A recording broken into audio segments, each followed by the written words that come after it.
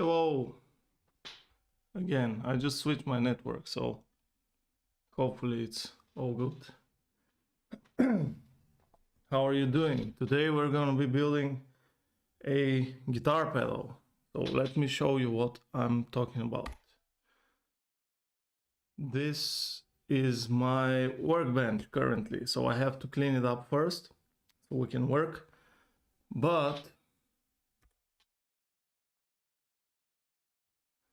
this is what I built yesterday. So this is a clone of a DOD 250 or MXR Distortion Plus pedal,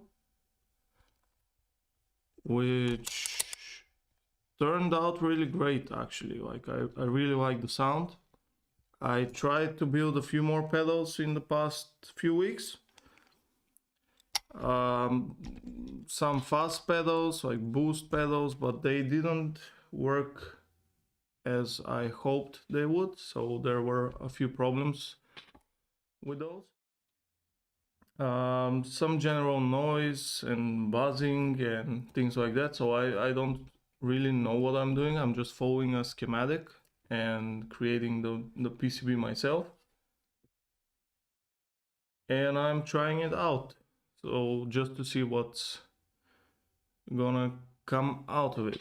So let me show you again. So I have this pedal built, and this is the only big pedal case that I have. It's 125B size, and these two are micro pedals, but they're not gonna fit probably. This circuit for the 250 DOD 250 is not gonna fit here. So that's why I 3D printed the case. I found a model on Thingiverse, and I'm gonna probably link to the model, to the 3D file, and I'm gonna use this case actually today.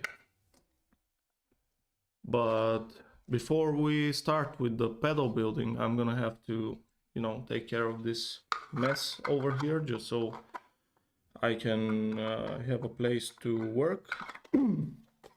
And this is the schematic. Let me open this full screen. Excuse me. Let's see. There it is. Okay, so this is the schematic for the DOD 250 pedal that I found, and I had some high-pitched ringing. So what I did was I just changed this capacitor here, the 10 picofarad, to something like 60 picofarad or something like that. I think there is. So it's 68 picofarad. So I'm gonna do the same. And here in the input voltage, I also changed, I think, this capacitor, the 47 microfarad. I also added 100 microfarad in parallel with that. So that kind of fixed the high ringing sound that I had. So let me see here which camera I should turn on. Workbench 1, let's check this one. Okay, yeah, here you can see everything that I'm doing. So I'm just gonna, stand up and try to clean up some of this mess here. And then we're gonna continue with, rather start with the pedal building. So first I'm gonna take these stands somewhere else, just because I don't need them currently. And these are all the capacitors, the ceramic capacitors. I probably should sort them somehow, just take the values that I'm gonna use, but I have all of them here, so I'm just gonna put them in one place and then pick them out one by one as I go.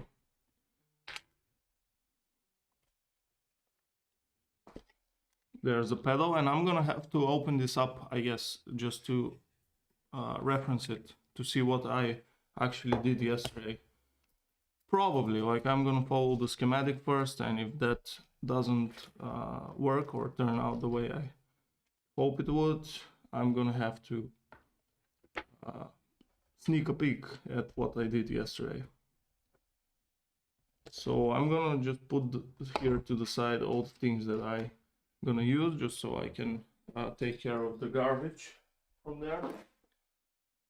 So capacitors, ceramic capacitors, ceramic, and this is a kit I got from AliExpress, which came with a bunch of different values of capacitors. Check the comments. Anyone watching, say hello in chat. I can always repeat what I'm doing and where I'm currently at with the process and everything else. So don't be shy and say hello. Okay, capacitors. I think that's all of the ceramic ones, so I'm gonna put them here on the side.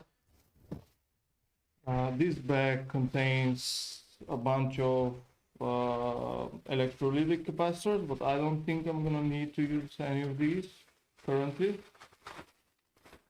So I'm gonna just throw them somewhere. The two cases I don't need, I think. Some old PCBs for pedals that I built, I don't need those as well. I think I'm gonna need this. This is a 100K logarithmic pot.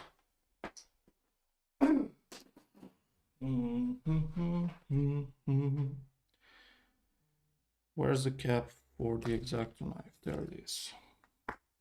Okay. Wire strippers, we're gonna need those. Pen or something, I don't know what for, but we're gonna find a use for it. Some extra cut cables, I'm probably gonna reuse those. There's the 3D PT switch that we're gonna use to turn the circuit on and off. Excuse me. And these are some nuts and washers that were left over from previous pedals or input jacks and things like that. So I'm just gonna put all the components here to the side just so I can clean up the desk. There are some 104, I think these are like 0.1 microfarad capacitors. I'm just gonna keep them for a while until I decide to throw them away, because that's apparently what I'm gonna do with them later. So the washers are there. Here's some black cable for black wire for grounding. Here's some red wire for the rest of the connections. Okay, so what I'm doing is just placing these components to the side here, and I'm gonna sort them a bit later. I just need to take care of the mess that I've made in the previous few days, just so I can have a clean workbench to work on. I probably don't need all of these tools at this point, but I'm just gonna put them here to the side. Another capacitor, 104. Okay, and these are some electrolytic capacitors that I'm probably gonna need.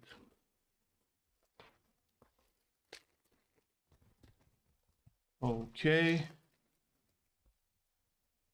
And I have a bunch of resistors here on the side.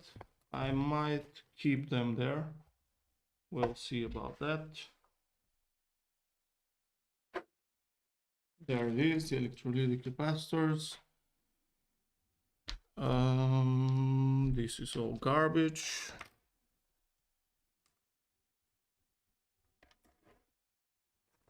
Some pots, definitely gonna need those. The transistors I don't need for this build. This is a 3904, which I used previously to build like a boost pedal. Minor distortion pedal, but we're not going to use those. So these are all the resistors. I'm not going to sort them, but I'm probably not going to need all of them. So here's 4.7K, 1M, 1K, 330 ohms for the LED. This is a 10K, another 10K batch, and 100K, which I'm probably gonna need. The rest of them, I think I can just, you know, put them aside. I don't think I'm gonna need the rest of them. Some more electrolytic capacitors. And where's the garbage? There it is. Okay, screwdriver, which I'm probably not gonna need for now.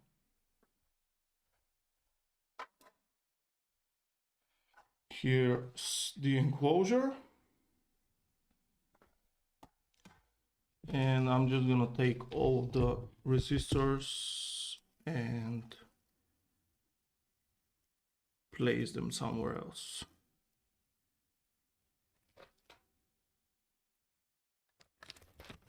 If it turns out that I'm missing a value, I'm just gonna use like another one from the batch here. Probably don't need this as well.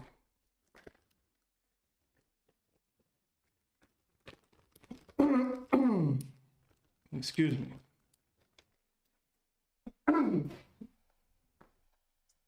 Winter is coming and my throat is sore.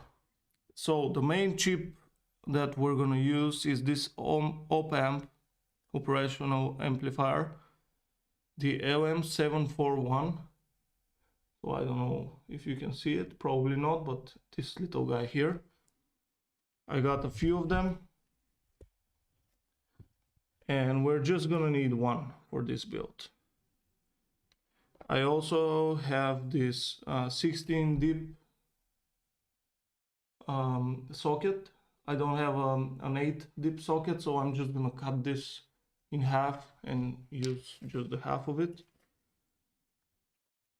There are some more resistors. I'm gonna have to measure these with the multimeter because I forgot the values.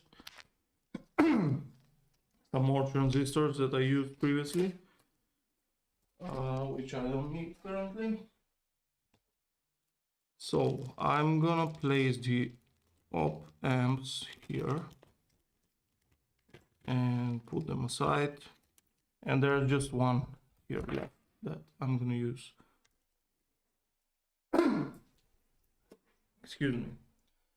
So all the resistors that we're gonna need are here, probably. Here are some diodes, and these are 1N5819. The circuit, the schematic says we're supposed to use 1N5817, but this is all I could find, so it's no problem. We can use it. Okay, so there's a bunch of more resistors here that didn't come with those stick tapes on the side, so I'm just gonna have to place them in this bag here.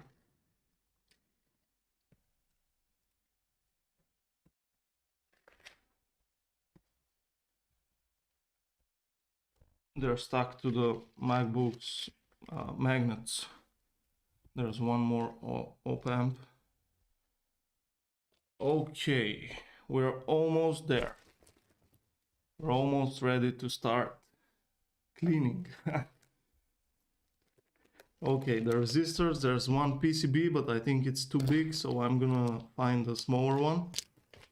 Or I'm just gonna check the case if it fits, but I don't think it's gonna fit.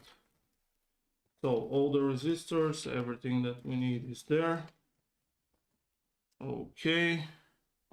The PCB, there's one more pot here. It's another 100K logarithmic. And these wires for breadboard, I don't need them currently. So I'm just gonna put them aside.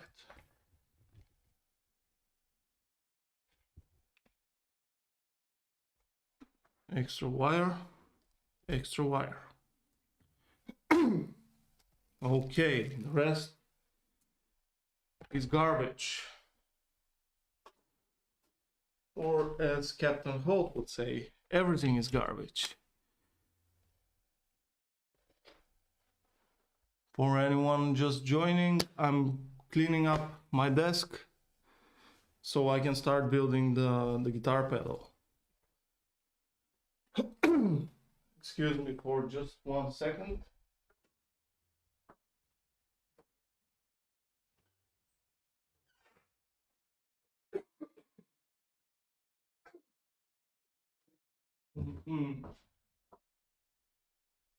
Okay, some toilet paper to clean everything up.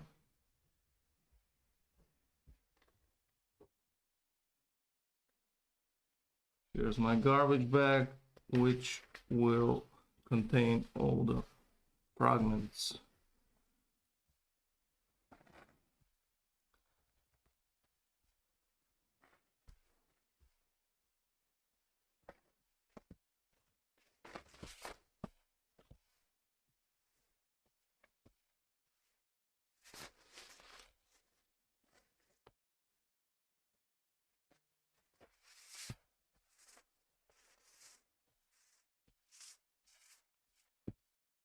And there it is. We have a clean desk to start working on the pedal.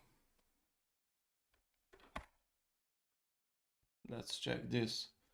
Not that one, this one. Okay, so let me show you something first. After reading all the comments on my YouTube videos about me not using a fume extractor when soldering, I decided to build my own fume extractor. So a friend of mine gave me these 2 fans that he had left over. Like, they were pretty banged up old fans. I cleaned them up a bit and I designed this stand and 3D printed it so I can, you know, have them near my soldering iron, and then I can just turn this switch on and the fans just work. So you might hear some noise when we come to the soldering part, because they're pretty loud, but they're also very powerful. So let's start with the enclosure. It's a simple enclosure. It has 2 holes for pot, side-mounted input and output jacks, the switch hole, the power socket, which I already installed, but I might take it out at some point. And this is an LED socket, but I don't know what size it is. I didn't check. So let's just do that quickly. Let's check the size. It's around 8 millimeters.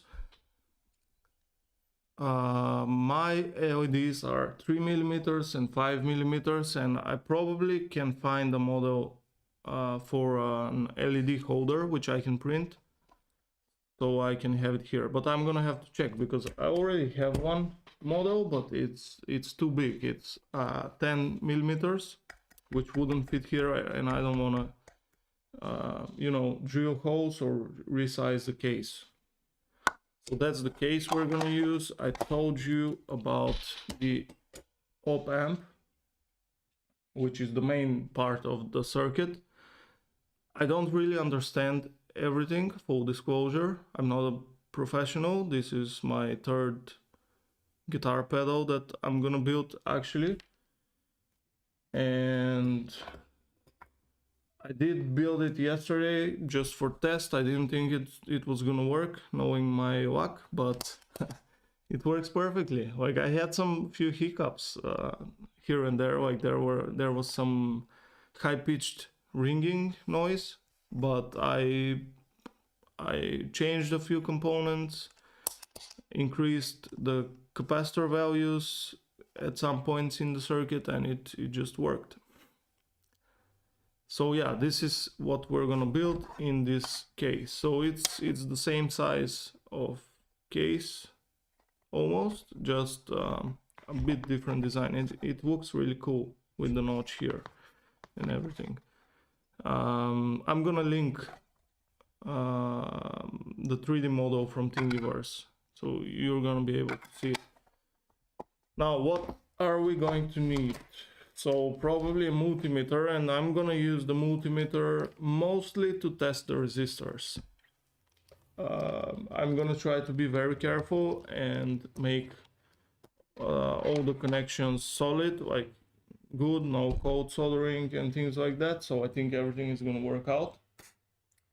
We're gonna need two 1/4 inch or 6.35 millimeters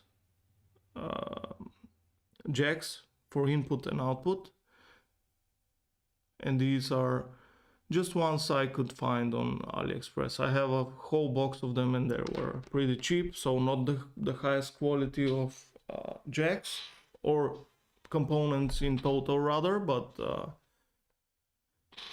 as they say, it's what it's. We're gonna need a few different capacitor values.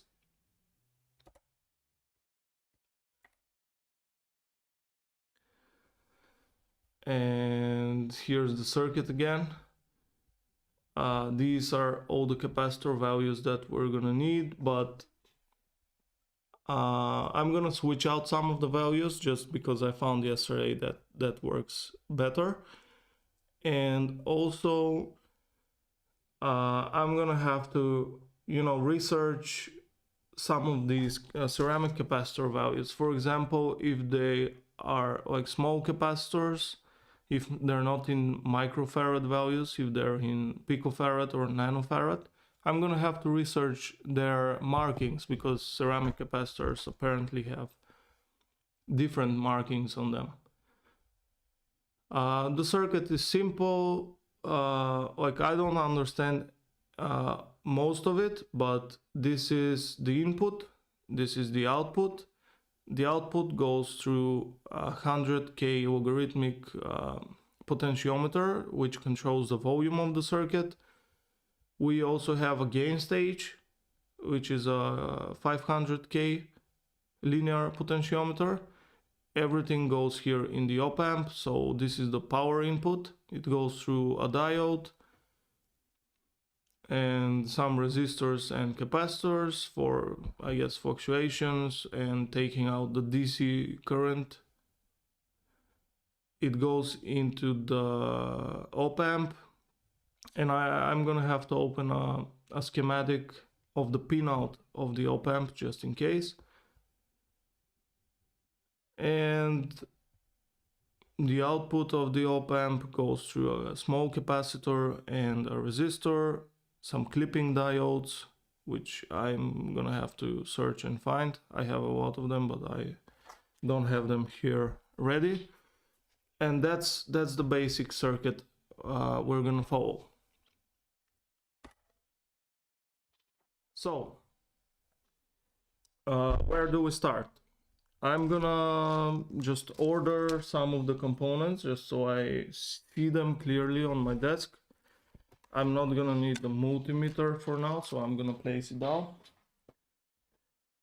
The reference pedal I'm just gonna keep here to the side, and I'm gonna hope that I won't need to open it, because I kind of hot glued the PCB to the sides of the enclosure, just because I drilled the holes for a different design of pedal which had a very small PCB, and this one turned out a bit bigger than that, so it's mounted somewhere around here.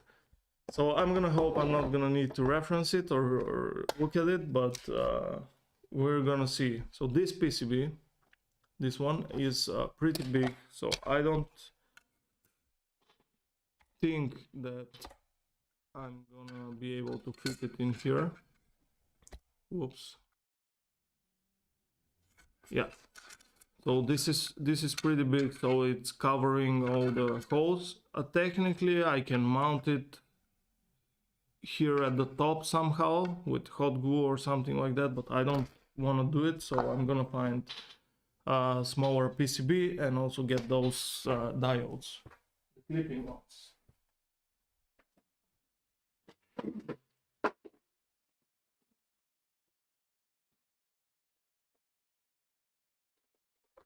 Okay, so here are the diodes. I'm just gonna take 2 of them because that's all that we need. Set this aside.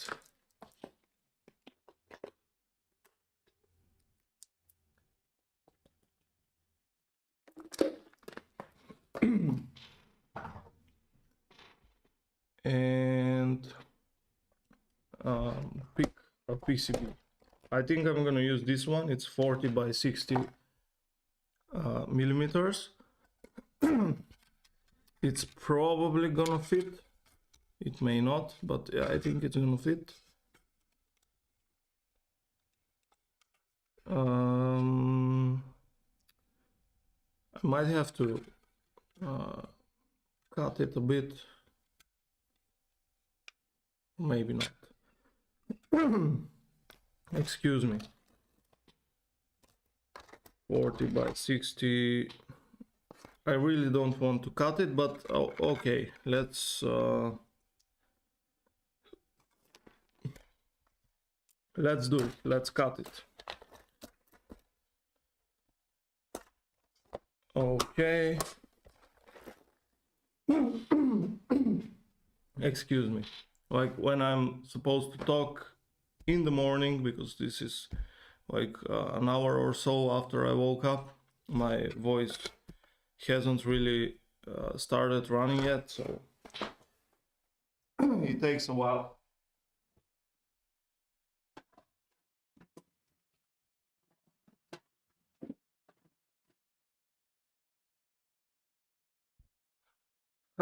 Okay, let's see. Where's the PCB? Did I just take it away? Yep.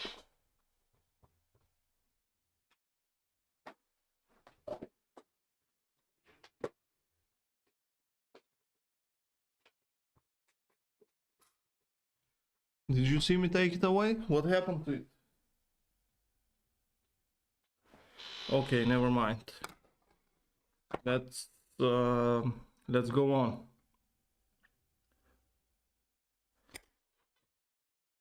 Okay, so maybe I won't need to cut it. Maybe I can break it off, but I'm not gonna take that chance because I don't think it's gonna work.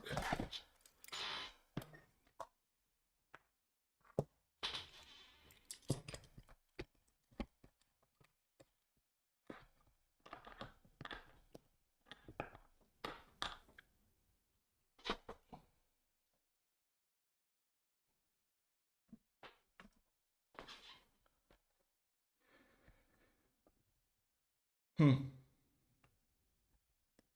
I'll just hold it like this and cut from the side. Maybe I should use my Dremel, but who's gonna plug it in now? Okay, this is not gonna work. Good stuff. Okay, let's see what else we can do. So turns out this enclosure is just a bit smaller than the other one, and it doesn't fit the whole PCB inside. But it's just a tiny little piece. Let's see.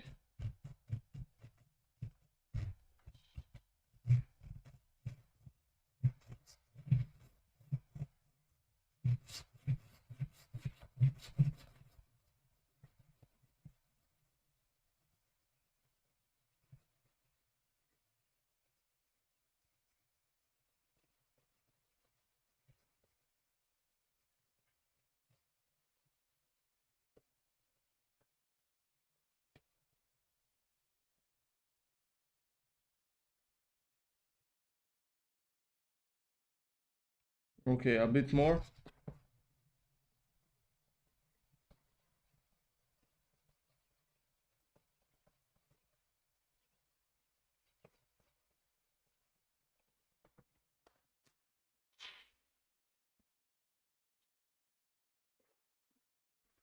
Try not to inhale these dust particles from the PCB.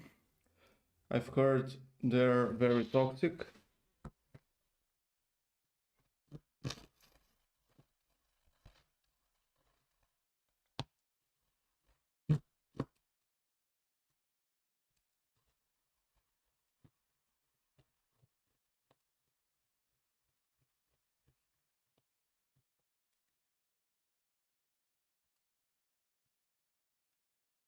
Okay, we're almost there.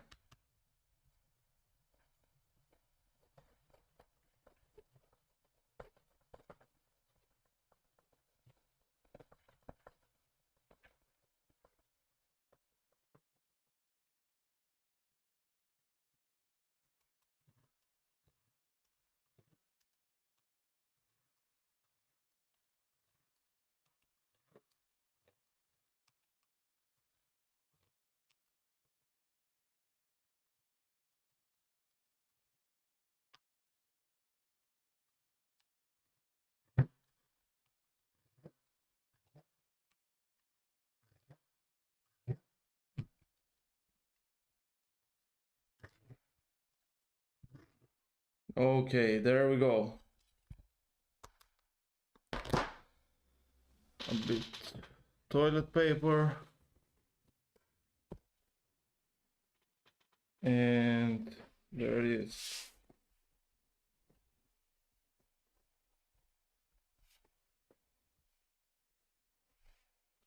Now you can see why my desk was so messy at the beginning.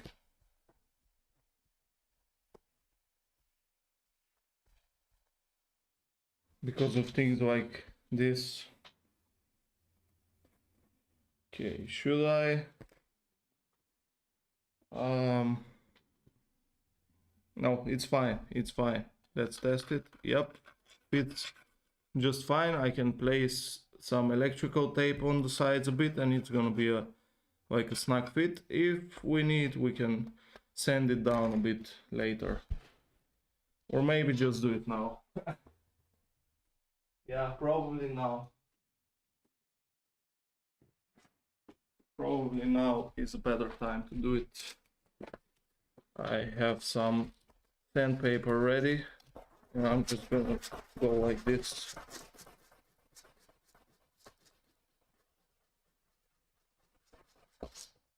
Oops.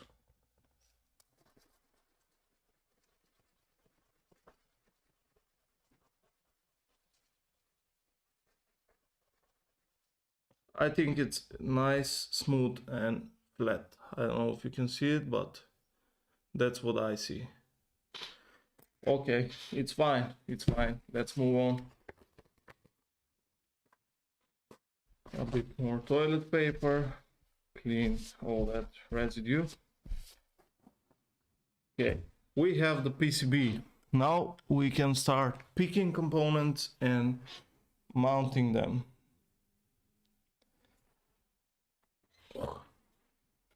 Okay, that's fine. First, I'm gonna start. So I'm just gonna look at the schematic here on the side. You're not gonna be able to see it, but I don't think it matters that much. I'm gonna be talking you through everything that I'm doing. So first, we have the input jack connected to ground through a 1 mega ohm resistor and a 1 nanofarad capacitor. So what I'm gonna do here, instead of connecting the input switch, we're gonna have to connect the pedal, the switch to it. But I'm gonna leave that last for, so I'm gonna leave one row or one column rather from the side here so I can solder wire later, and I'm just gonna get a 1 mega ohm resistor, 1M, and at this point I'm just placing the components on this PCB just so I can have a visual orientation of how many pins it's gonna take and so on, just so I don't solder everything up and then find out that I don't actually have enough space on the PCB. So I'm gonna start from the bottom here. There's the 1M resistor. Now I need 1 nanofarad capacitor. So I'm just gonna quickly research what the markings are.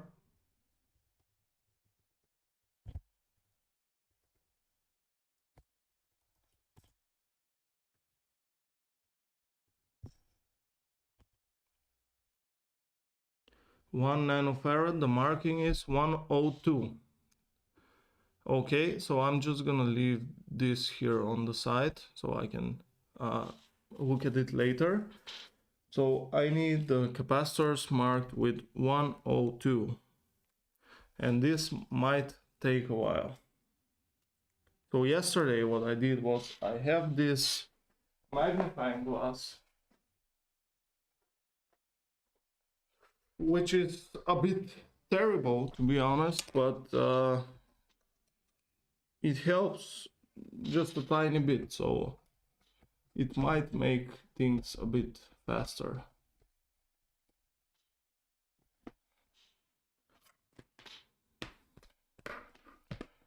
So there, I can set it up like this. And where's the rest of the capacitors?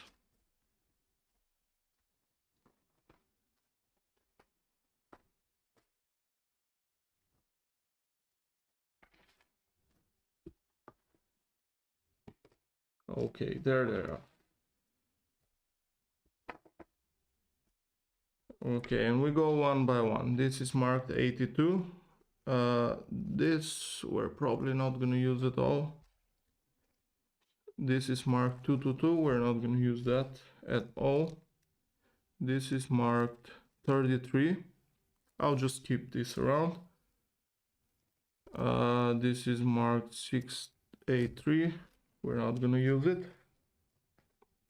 22. Probably not gonna use it. We need 102. So this one says 47. This one says what does it say? 10. This one we're gonna use 102. There it is. This is the one we need. So I'll put this here on the side.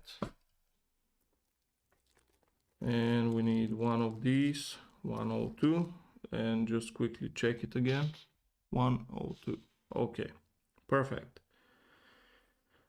So I'm gonna place this next, and maybe I'll just bend the legs so it doesn't move too much, and do the same for the resistor. Okay, perfect.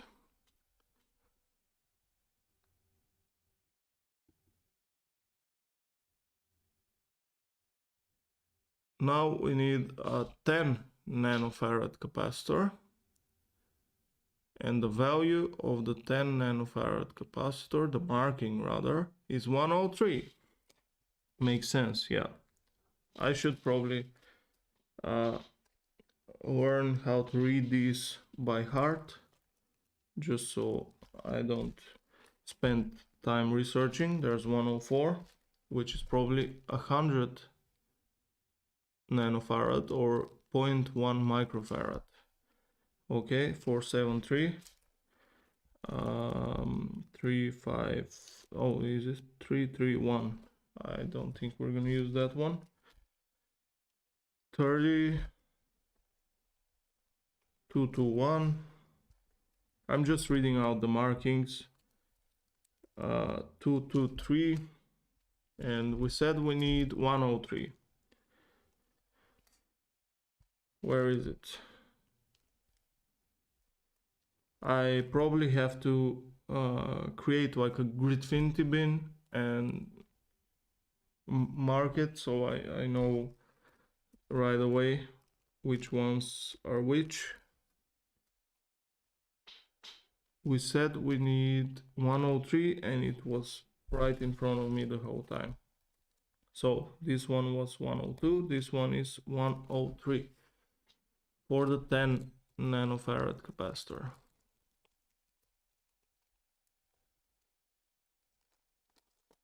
Okay, just taking one out.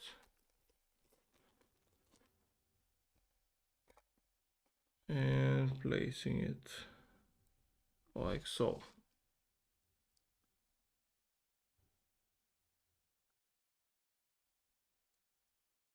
Let's check another angle just to see what's going on.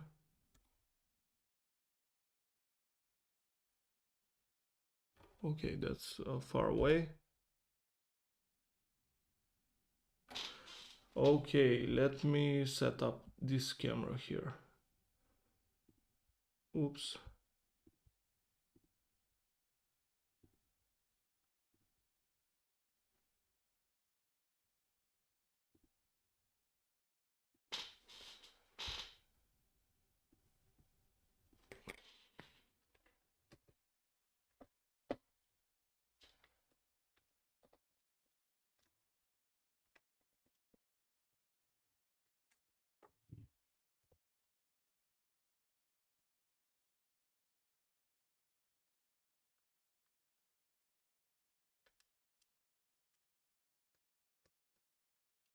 Okay, let me know what you think of this angle. Like, is it better?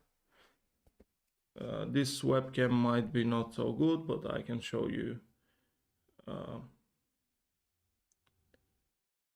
how I place them so far.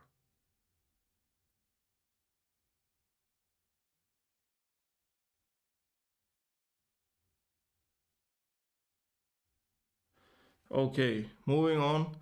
Next we have a 10K resistor.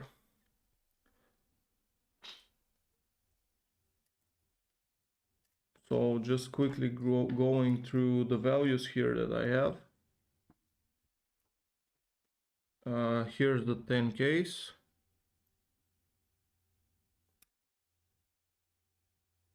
There it is, like so. Okay, it will go in there.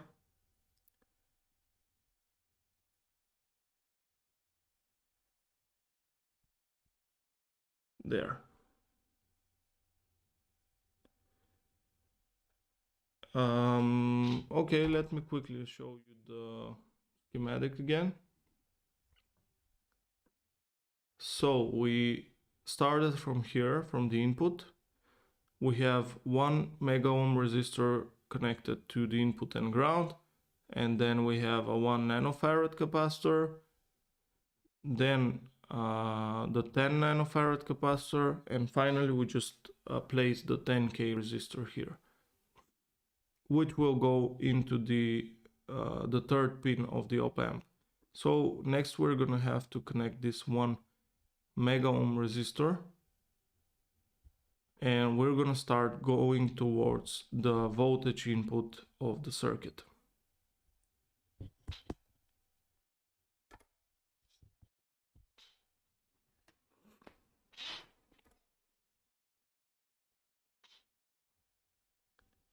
There.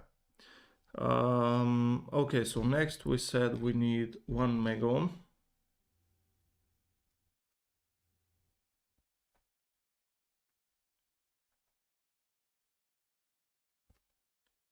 There it is. I'm just gonna leave one empty space here so we can connect the op amp, but other than that, I'm just following the schematic.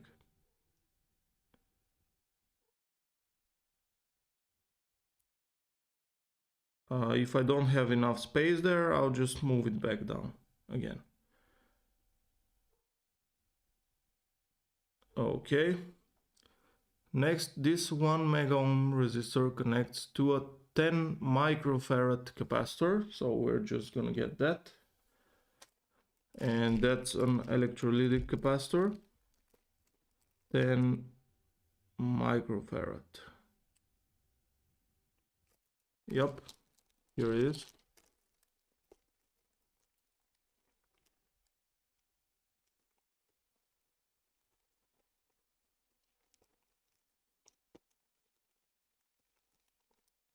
And the schematic is marked because these electrolytic capacitors have a positive and a negative terminal, so the schematic is marked, and we can see where each one goes.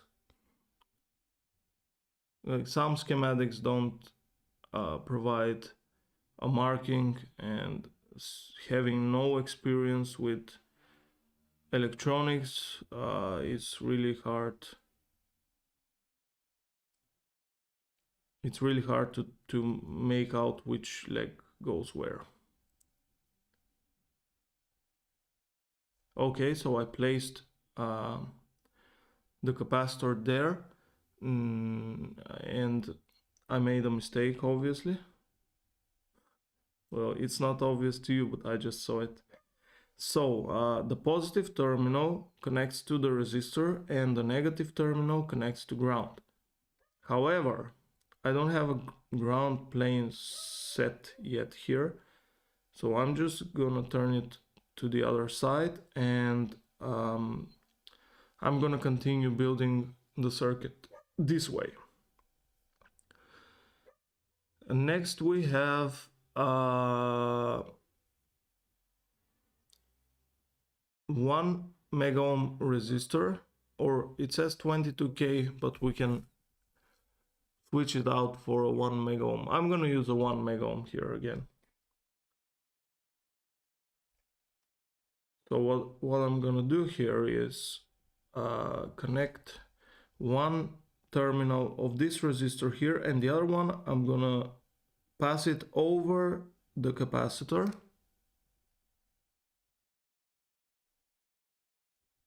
like so. I think this is not the most optimal way to do it, but that's what I'm gonna do here. Let's check this one. Yeah. So I place the capacitor here and the resistor is next to it, but then I just pass the resistor through the, or under the capacitor rather, and that's how I'm gonna have it. Maybe just slightly sticking out. Let's see. Yeah, something like that. Okay, I'll worry about that when I'm gonna have to solder. So next part here is to solder another 1 mega ohm resistor.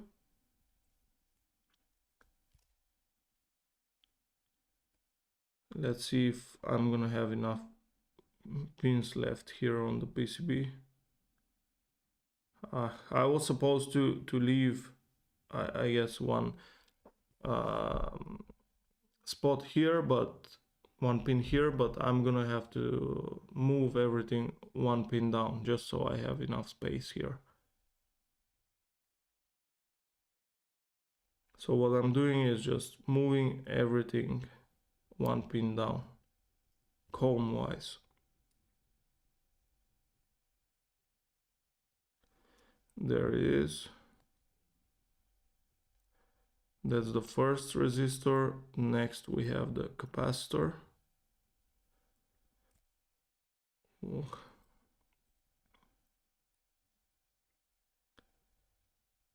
Its legs are all bent, but I wouldn't worry too much about it. Like so.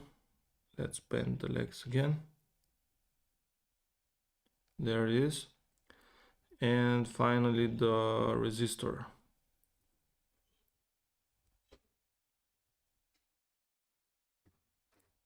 And that's 1 more mega ohm resistor. So that's gonna go there. Like so. Okay, that's perfect. Now we take the next 1 mega ohm resistor. We're gonna place it like so. Bend those legs like that. And I'm gonna have a lot of trouble soldering these because of all the legs crossing, but I'm gonna worry about it later. Okay, so there's the PCB so far. Again, let me show you the schematic and what we've done. So first we started from the input. We added the 1 mega ohm resistor, the 1 nanofarad capacitor, the 10 nanofarad capacitor, the 10k resistor. Then we moved on to the 1 mega ohm resistor, and we added this 10 microfarad capacitor, which we connected to a non-existent ground yet, but we did it.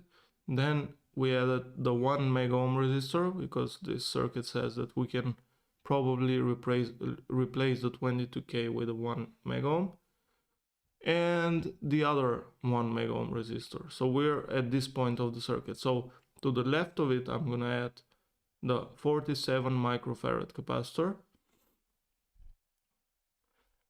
and to the right of it, one pin is gonna go to the op amp, which will be to the 7, to the power pin, and then we're gonna have a diode connecting to 9 volts, which is gonna be the power jack. So I'm just gonna add this capacitor, but I remember from yesterday I added another one which was 100 microfarad to stabilize the current. So I'm gonna do both at this point. I'm gonna add the 47 microfarad and 100 microfarad in parallel. So that's what's gonna happen next. Okay, let's go back to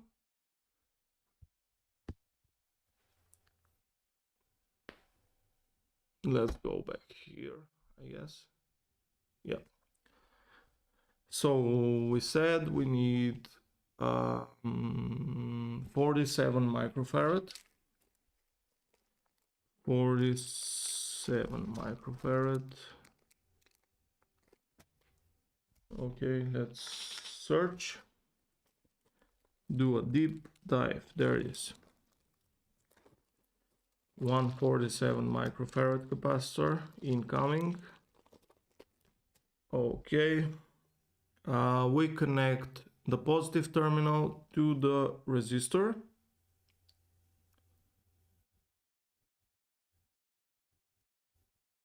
And the negative terminal is gonna go to ground. Like so.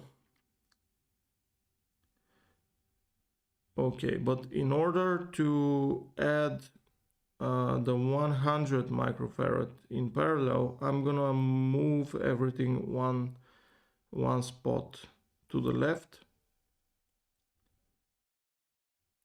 like so. So I have more space to add the 100 microfarad capacitor.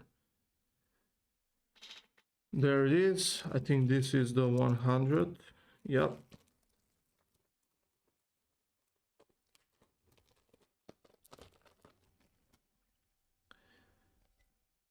Just like so.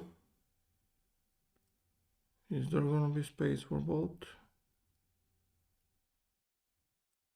Yeah. Okay, it's fine.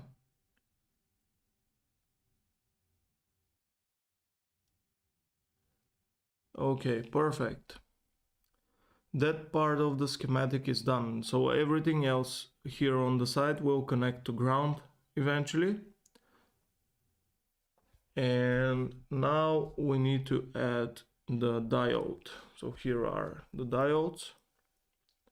These are pretty big diodes. I think they're probably used with high voltage electricity, high current rather.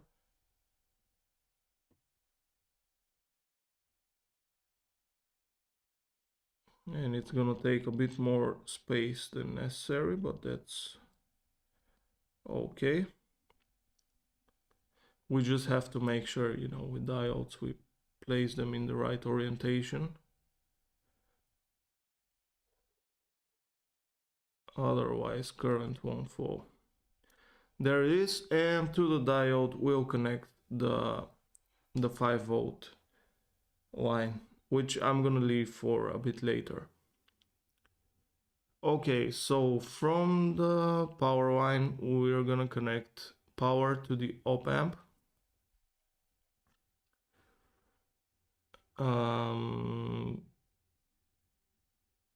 And I'm gonna need power for the LED. So I'm just gonna move over these capacitors again, one spot to the left. So I have one pin to extract power for the LED later. That's called forward thinking. You make so many mistakes that you eventually anticipate everything that might happen, so you're ready for, you know, the projects that you're working on. That's how you gain experience, actually, by making mistakes. If you do everything right the first time, you're probably not gonna learn anything from it. So that's fine. We have two spaces, 2 pins left here. One is for the LED power pin that's going to connect directly after the diode, and the next one is going to connect to the op amp's power pin. That's perfect. Okay, so we finished that part of the circuit. Next, I'm gonna have to cut this socket in two, because otherwise it's gonna take a lot of space on the PCB, and the schematic is pretty big. Like it's not too complicated, but it's pretty big, so the components are gonna take a lot of space. So what I'm gonna do is count 1, 2, 3, 4 pins and cut on the next one.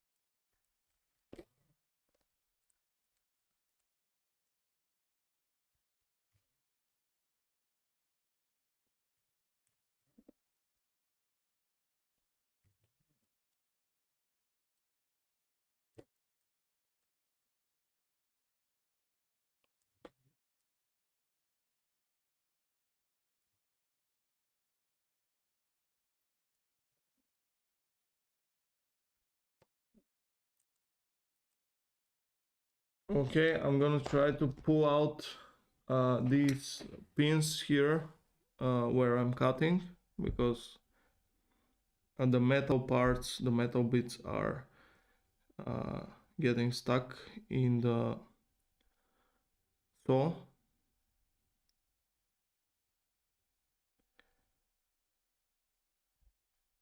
Oh, okay, that didn't really work. I just took out the top pieces, and before cutting I tried to leave the notch side of the socket. So I'm gonna use this part of the socket, so I can place the op-amp in the right orientation when the time comes. Okay, there it is. One metal bit is out. And the other one, I probably need to push it somehow through. And I'm gonna use these tweezers.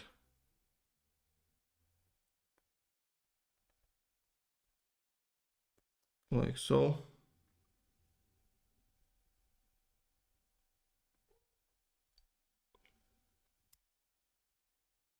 There it is.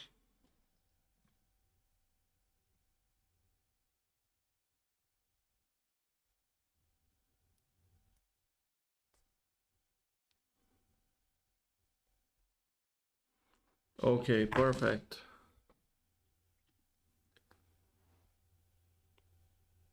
So for anyone just joining, I'm building a DOD 250 or MXR distortion plus pedal. I found the schematic online. And generally I have no idea what I'm doing. Like I have some idea what I'm doing, but I'm not professional pedal builder, just an electronics enthusiast. So this is the part that we're gonna use.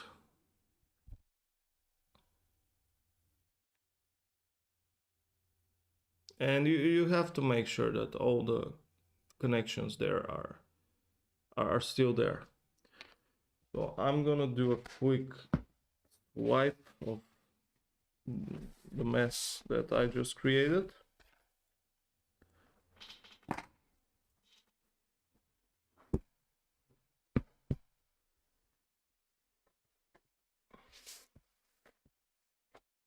Like so. And we can continue with the circuit. So I have to place the op-amp somehow, but it has to be placed strategically. Like I don't want it taking up too much space in the PCB, but I don't want it to be crammed up and then have no space to solder other things and so on. So I'm just gonna leave a few pins from the left and one row from the top, and that's it. I think I'm just gonna place it there. With the notch facing up, so this is the right orientation of the PCB. This is how we are building it so far. So if we compare it to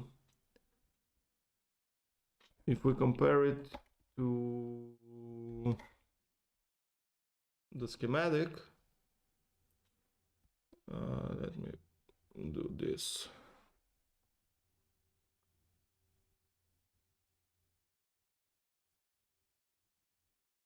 So we have the input side and the 9-volt side all completed. Now we're gonna move to the op-amp and the rest of the connections, so gain stage and the clipping and the volume.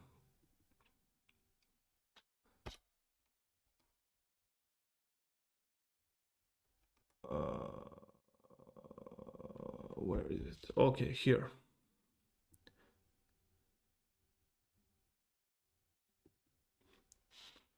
So the next thing to do is to place 1 mega ohm resistor and a 10 picofarad capacitor. But yesterday, again, I built this pedal yesterday for the first time, and there was some high-pitched ringing noise when the pedal was on, and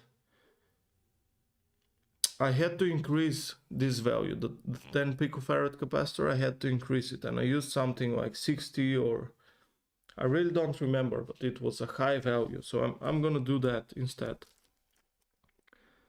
I'm gonna find 50 or 60 picofarad capacitor, and I'm gonna use that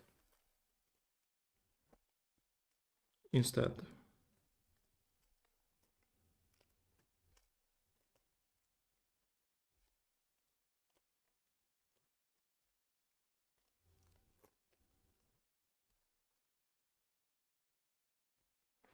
$33. I also tried like 30 or something like that, which didn't work.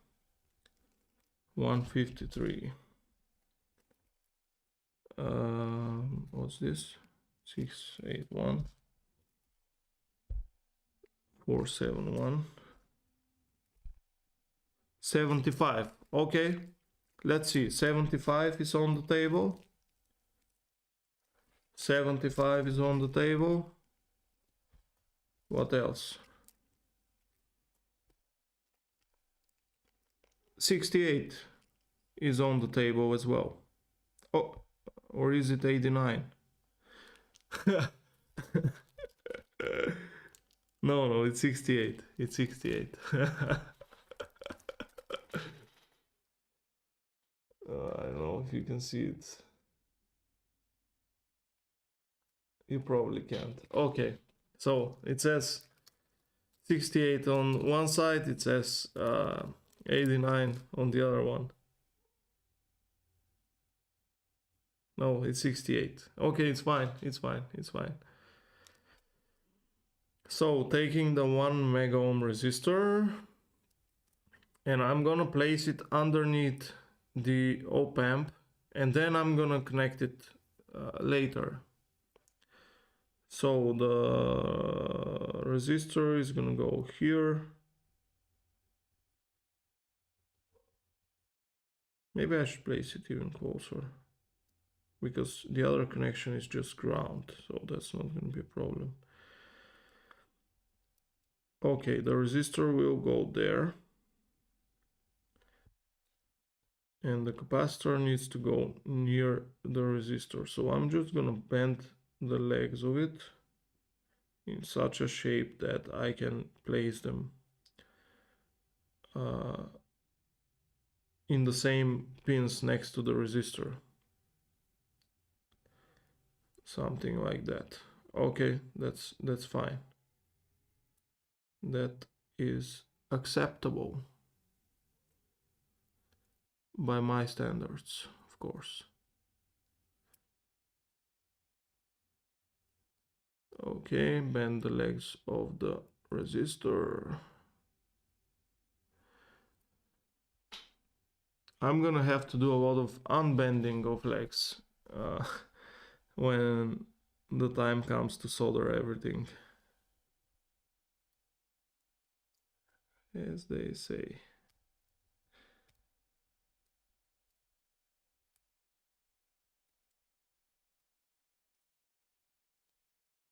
Okay, perfect. So we have the 1 mega ohm and 10 picofarad. In our case, it's 68 picofarad capacitor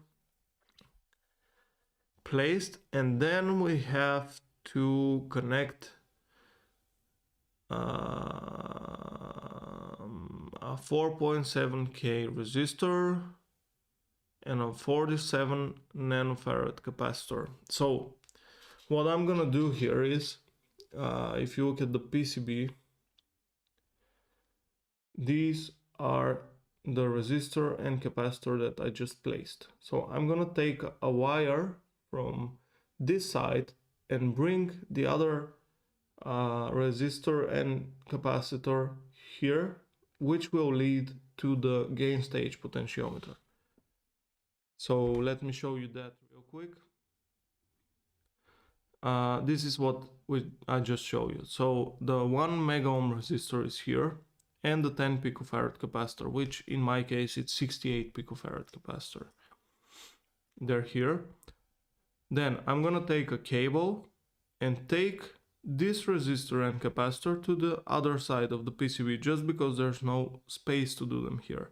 Because underneath here, we'll have to place all of these components here that are on the right side. So that's what I'm gonna do next.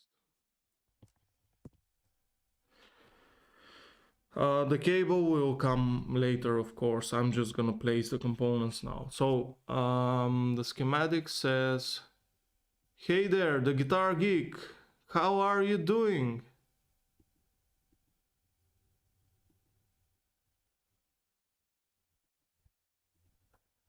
Thank you for watching. This is amazing, man. I watch your videos all the time. I can't believe it.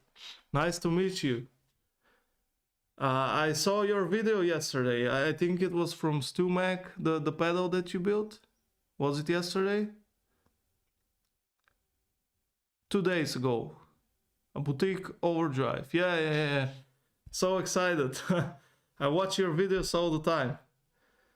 I have a few guitars myself, and I bought a few because I watched your videos. Thank you for being here. I'm actually building a DOD 250 circuit that I found on the internet. So it's okay, I'm getting overwhelmed here. It's just a PCB that I'm making, and again, I'm not an expert, but I'm trying my best. This is like my third pedal in the past few weeks. Yeah, and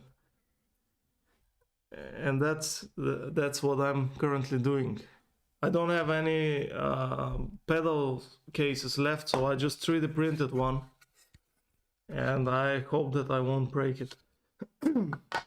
Again, thank you for watching. This is amazing.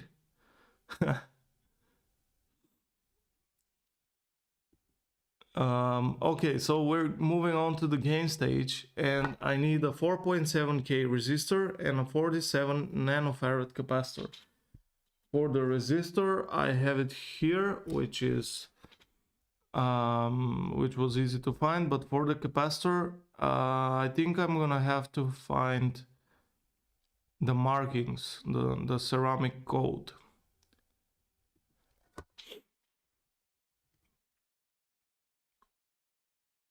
For the 7 nanofarad capacitor, the code is 473.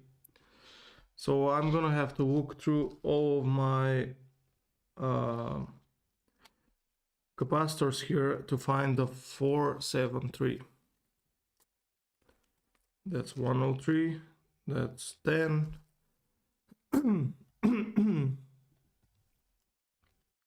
104, 473, there it is.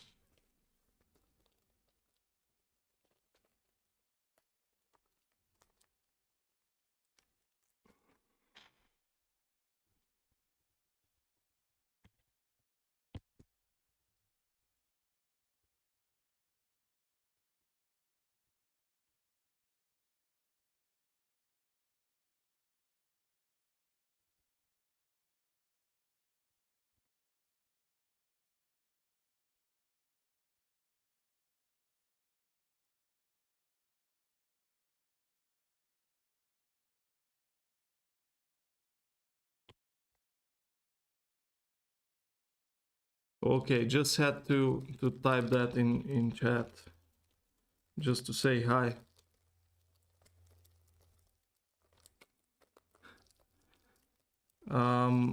So what was I doing? The 47 nanofarad capacitor is marked 473, which is fine. I have it here, and then we said I have the 4K7 or 4.7K resistor.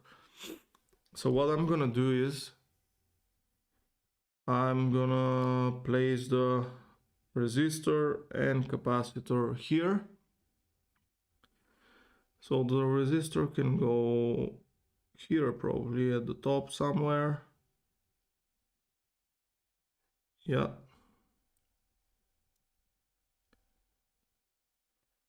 And the capacitor can go next to it. So there's one more extra pin left, so we can solder a wire that will go to the 500K potentiometer.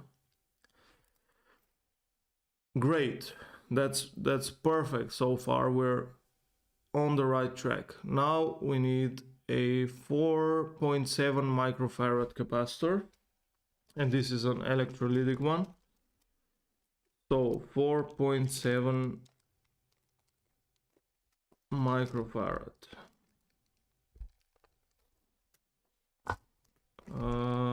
This is a 47 microfarad. This is a 1. These are not. 0.22. This is a, what is it? 2.2. That's not it. I think this is it, the blue one. We need a 4.7 microfarad. This one says 4.7 microfarad, which is perfect.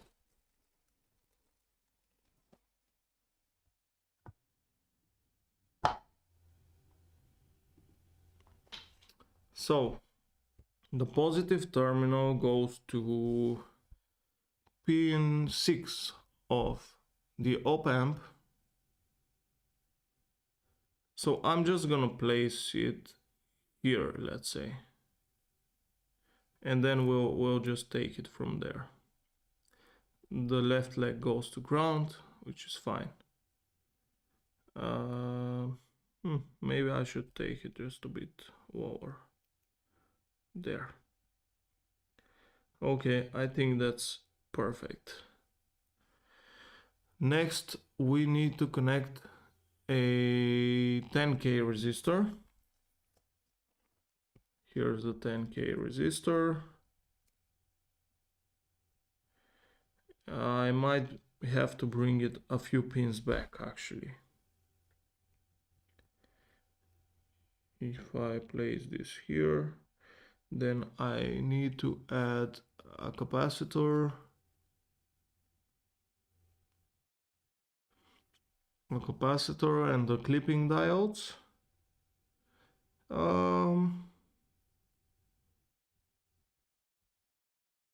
Yeah, I'll just bring it back one spot, one pin, like so.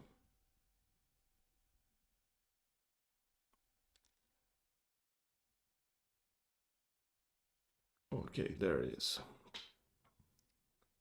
I just added this one. And then the resistor will go next to it. And the resistor takes like 4 pins.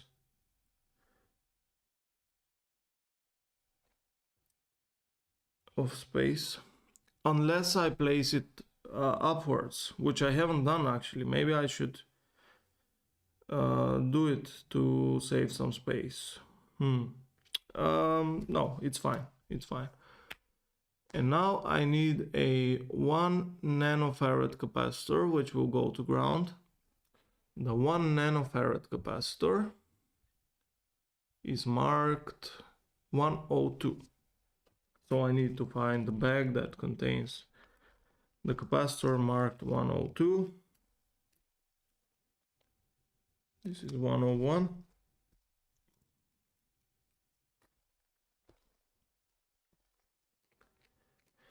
Uh, 33.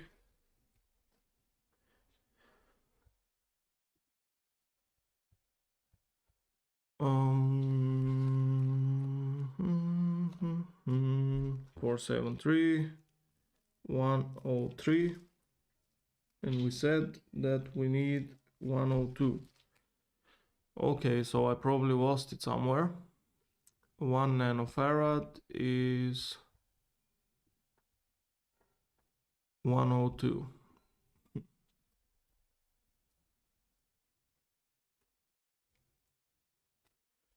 Let's try to find it.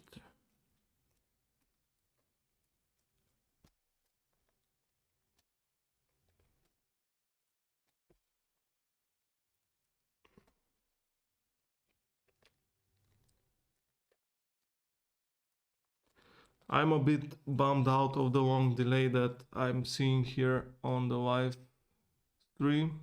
I don't know if Andy or the Guitar Geek saw my reaction. I was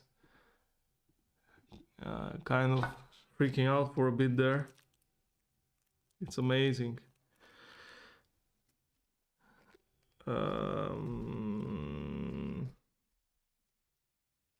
102. There it is. 102. Perfect. So one leg goes to the resistor and the other leg goes to ground.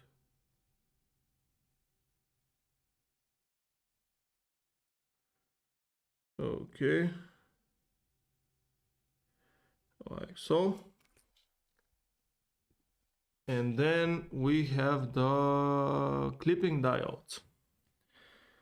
So where did I place them? There they are. Oops. Trying not to break them because they're very delicate. I'm using 1N4148 silicone switching diodes. So one leg goes to the capacitor, the other one goes to ground. With this specific orientation. Okay, and then the next one goes in the opposite way.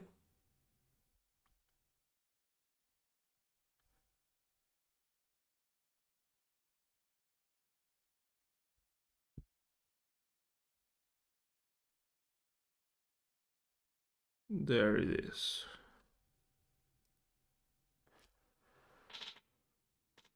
That's the final PCB, except that we have to make some more connections with wires. But that's it basically. So I think I can turn on the soldering iron and just solder these components in place, just so they're not moving around when placing the wires.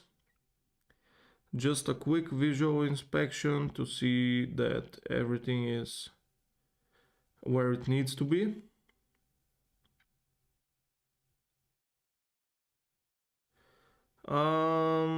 It looks alright to me. Everything looks fine.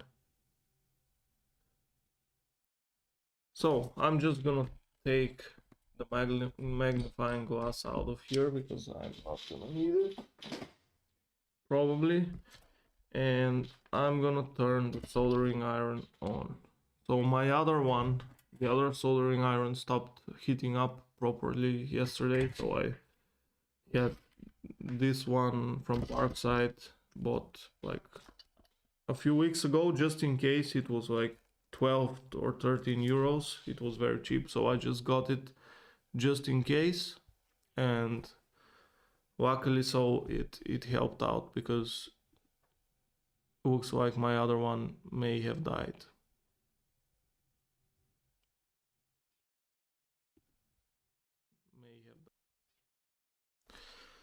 I'm just trying to see if there's a delay.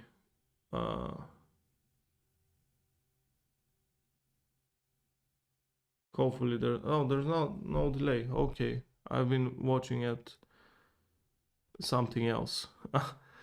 Never mind. Let's continue. So while I'm waiting for the soldering iron to heat up. I'm gonna have to add some water to the sponges here. Not a lot, just a bit of water, just in case, so I can clean the tip of the soldering iron.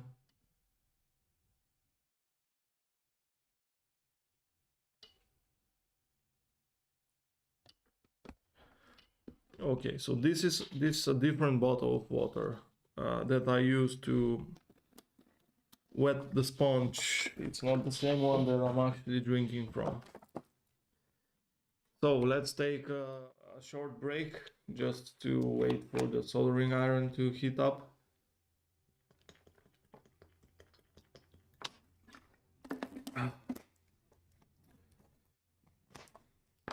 Okay, so this is the DOD 250 or MXR Distortion Plus. I just finished placing all the components on a PCB, which is completely custom made, like it's not a printed circuit board. And I'm gonna start soldering the components just so they're fixed there. And then I have to create some more connections with some wires to the op amp, and then we're gonna have to connect the DC jack, the input and output jacks, and most importantly the pedal. Now there's just one thing missing, and that's for this case there's this 8mm hole for an LED, and I don't have a holder for it, so I'm gonna have to search on Thingiverse or somewhere to find the right size. Okay, so we can go back to soldering. So this is what I'm gonna do. I'm gonna start just soldering all the available legs, all the legs that I have enough clearance to solder. And I'm gonna make the actual connections a bit later. So at this point, I'm just soldering the legs of the components that I can clearly see, because most of the legs are covering up some holes and things like that, so that's not gonna... Yeah, I got so used to blowing the air that's coming from the solder that I keep forgetting that I actually built these fans. So it's gonna get a bit loud, and I'm sorry for that. I'll move the microphone a bit, but you're probably gonna hear noises from here, from the fans, and I'm so sorry for that. Here, I'll move the microphone closer to me so you can hear my voice, but the fans are still here. Again, sorry for the noise. It's coming from the fans. Okay, let's continue. The sooner I finish with soldering, the sooner I can turn the fans off. Just making sure there's no cold joints or anything like that.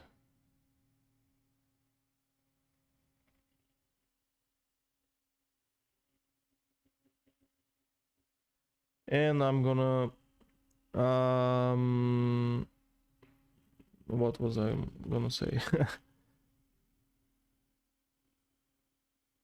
I'm gonna connect I'm gonna make the actual connections later. I'm just soldering the components so they stay fixed on the PCB here, so that I can cut the extra legs.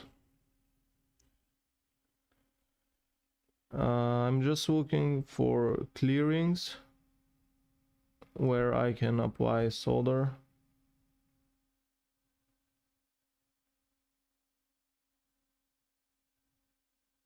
Oops. Okay, that's good. There. And I might have to wiggle some of the components to get them to stay more in place. Like, because the PCB is upside down, some of the components may have a tendency to drop down.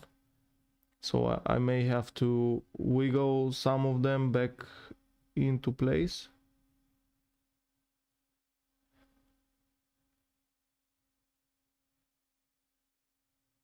Okay, that's all for now. Let's cut some of the legs of the components that are already soldered.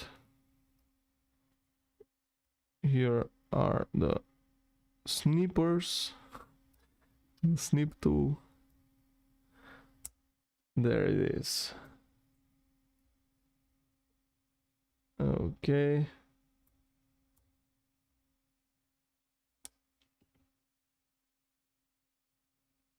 Oops, almost broke my MacBook screen there.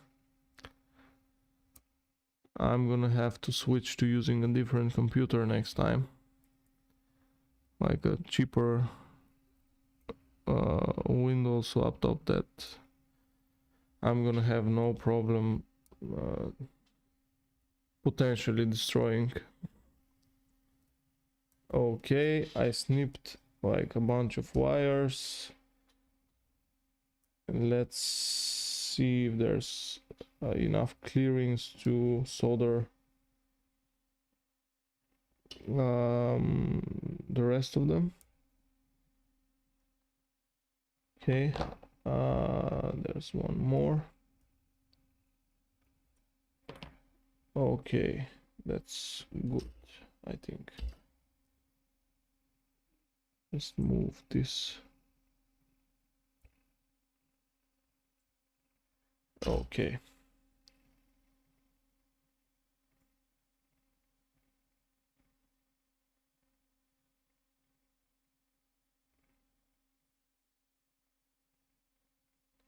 Making sure there's no cold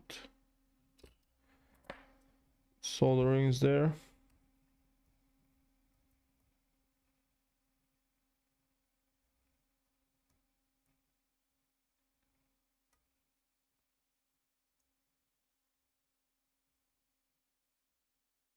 Okay.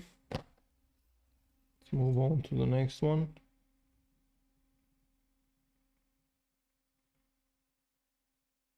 That's good. That's good. We can cut those.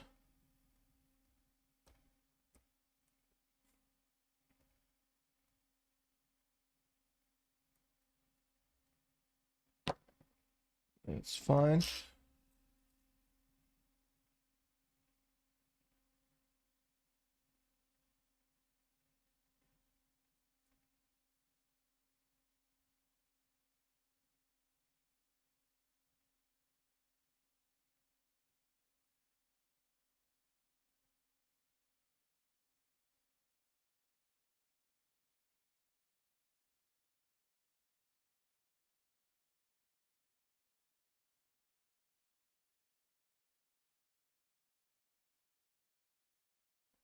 Okay, perfect.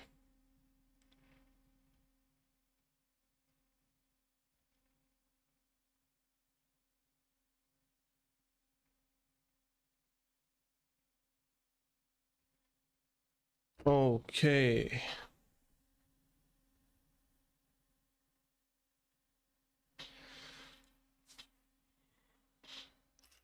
A few more components to solder, but this is going very nicely so far.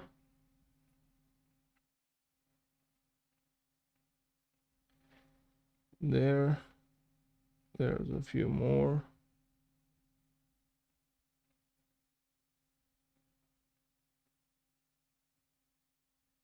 Maybe I need to lower the temperature just a bit, like 280. Yeah. I see the solder is boiling. I can't imagine what the components are going through.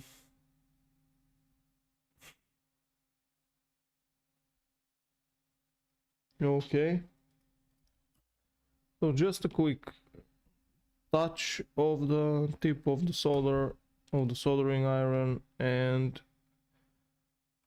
it doesn't need like 2 grams of solder for a single joint.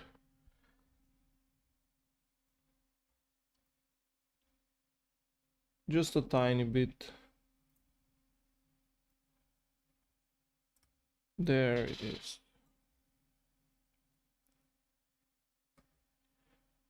Those are perfect.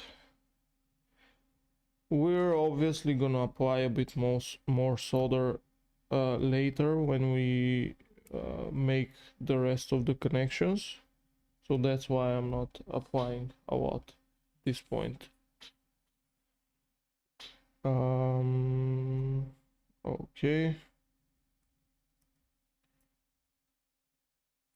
There's that. A few more connections are needed, but everything looks fine so far. Let's do those.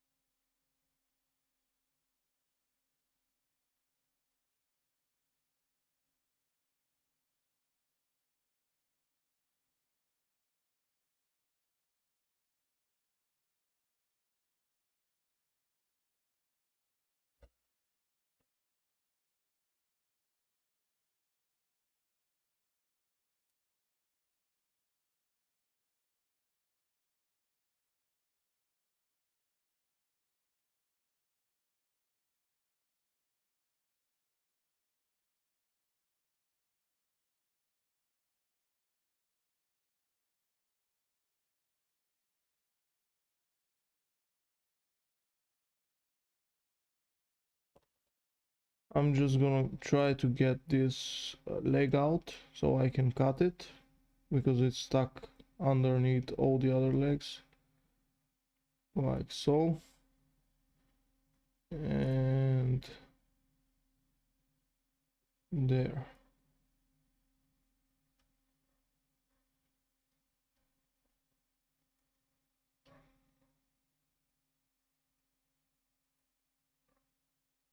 Okay, it's perfect. Now we can solder the rest. So that's one.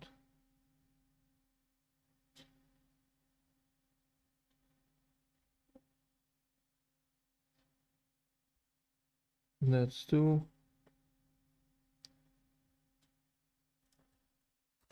I guess I'm gonna have to cut this one out so I have access to the rest of them.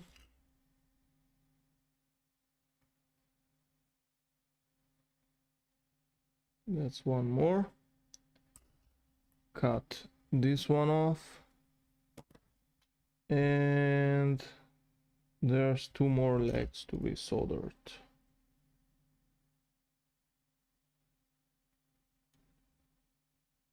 That's one of them. And that's the other one. And that's it for now.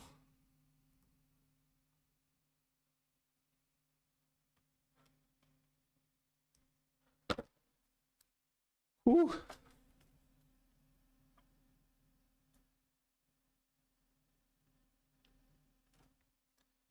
Okay. That's what it looks like.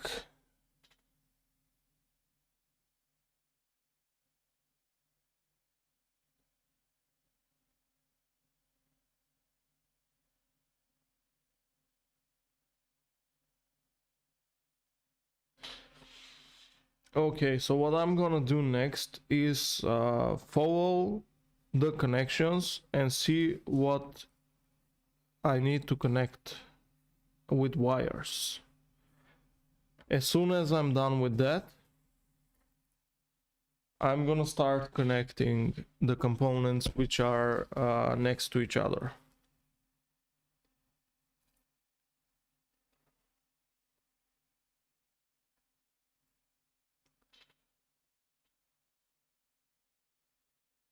So the schematic says, I'm just gonna have to follow the schematic again. So the schematic says 1 mega ohm resistor connected to 1 nanofarad capacitor connected to a 10 nanofarad capacitor connected to a 10k resistor.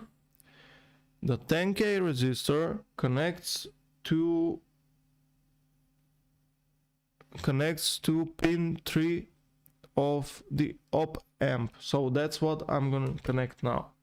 I'm gonna take a bit of red wire. I usually use like harder wires, but this time I'm gonna use these more elastic ones, like more flexible ones. So I don't know how much I need, but I'm just gonna keep it I'm gonna keep it like modest, not too long, not too short.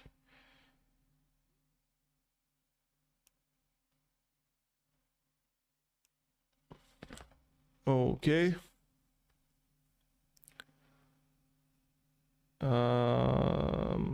Connecting the 10k resistor to pin 3 of the op amp. So the op amp's pin 3 is right there. Pin 4 is ground, I remember, and then we're gonna have to check the rest. So I'm just gonna bend the wires here since I already know which connection goes where, so I'm just gonna solder those right away. I'm gonna make the connections. So one end of the wire connects to the pin there, and the other end of the wire connects to the resistor here. So I'm just gonna do those, and I'm gonna connect the resistor to the other resistor as well. So that's fine. There's a bit more solder here than I'd like, but it's okay. It's not too much. Okay, so we have the 10k connected to pin 3. Now pin 2 connects both to the 1 mega ohm resistor and to the 4.7k resistor. So I'm gonna have to figure out how to make that connection. The second pin connects to here. Okay, that's doable. And then it needs to connect to there. I'm just gonna push the resistor in like so. Okay, so let me think about it. Pin 2. Okay, I have 2 wires there, but should I take it from there? Yes. One will go there, the other one there. Okay, 2 wires. 2 short wires. Let's make one of them be this. So this is gonna be one of the wires. And one end is gonna go to the 1M resistor. The other end is gonna go to pin 2.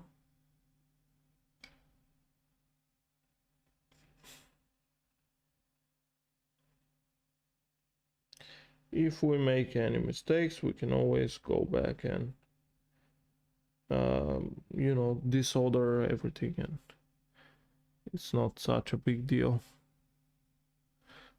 But I think we're on the right track. So I'm making the connection from pin 3, from pin 2 rather, of the op amp to the 1 mega ohm resistor.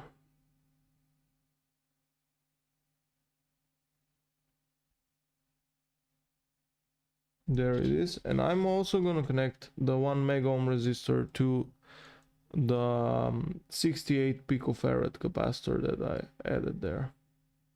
And the same on the other side. Okay, and then solder the other end of the wire to pin 2 of the op amp. Okay, that's perfect. Pin 1 doesn't connect anywhere, pin 8 doesn't connect anywhere, so pin 7 is power.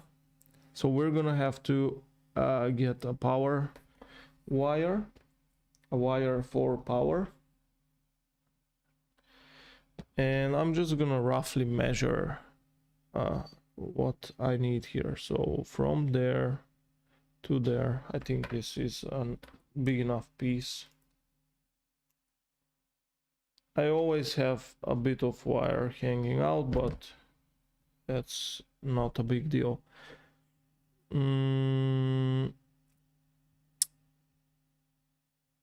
So the power is gonna go from there to pin number 7. I think that's pin number 7.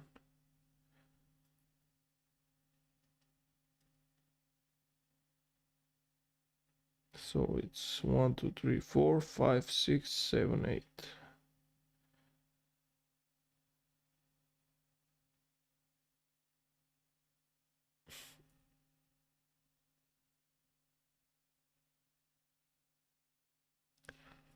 Okay, luckily you can't see my facial expressions while I'm trying to thread the needle here.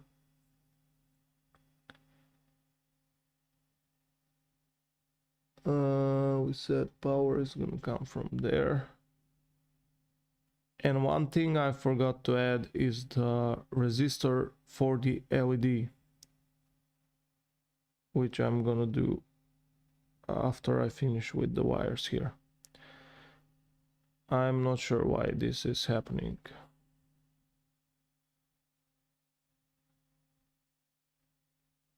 I can't thread it.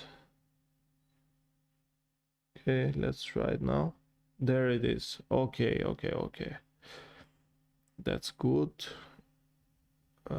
Good, yeah. Okay, and that goes to pin 7. I'm just gonna quickly check the pinout of the LM741. Pin 7 is V plus power. Okay, that's the right side. Just in case, you know. Okay, so we're gonna solder the wire here. And then to pin 7.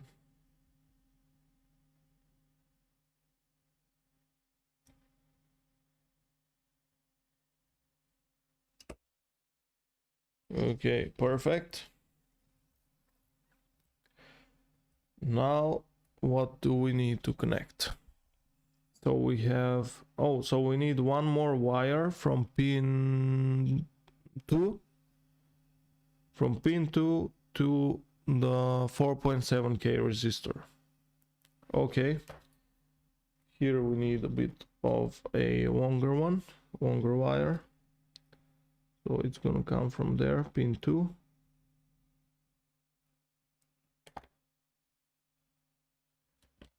I'll just cut that on pin 2. And it's gonna go to the resistor there. Okay, so this is a good enough size. There. So from the resistor to pin 2 of the op amp. Okay. Yeah, it's always easier, you know, just to get a pre-made PCB and just add the components and solder everything like from a kit. but like I wanted to do that, but I'm almost 100% sure I'm not really gonna learn anything by doing that. So that's why I decided to you know, find a schematic, follow it a few times, build the circuit, see how it works, see what changing a capacitor or a resistor does, debugging problems, then building a different schematic, and like noticing different sections of the schematic and seeing some parts, you know, repeating in different schematics, but you see the same sections or templates, or yeah. Okay, so we have pin 2 connected successfully. The Bluetooth device. Now the other side of the 1 mega ohm resistor needs to connect to pin 6 of the op amp. This is gonna be simpler. Let's see what pin 5 connects to. Pin 5 doesn't connect to anything, so that's good, that's perfect. Now I'm just gonna take this wire, cut it like so. I think this is a very big piece, but it's what we have, it's not a problem. Okay, so I'm connecting the resistor to pin 6 of the op amp, and that's all the connections for the op amp. Actually, no, we still have to connect it to ground, but other than that, that's it. That's all the connections. So let's see, this one connects there, this one connects there. Okay, I just bent the ends of the wire so I can solder them easily. Let's solder first pin 6, the wire to pin 6, make that connection, and then soldering the wire to the resistor and capacitor. Okay, that's perfect. There it is. So that's what we have so far. That's the other side with all those connections. Now the next thing to do is to figure out if we have any more of these connections to make. If not, we can just continue. Well, no, I have to connect now pin 6 to the 1M resistor. Okay, that's fine. And then from pin 6 again, I have to connect to this 4.7 microfarad capacitor. So that's one more connection that we need to make. It's fine. Pin 6 to there. Okay, I'll just cut this wire a bit. And that's it.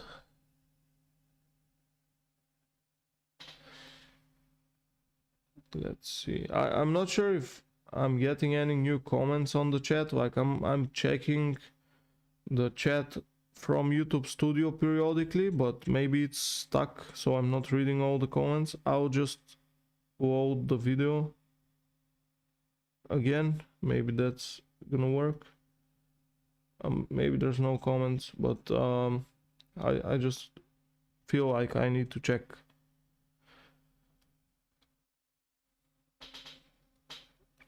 So just a moment.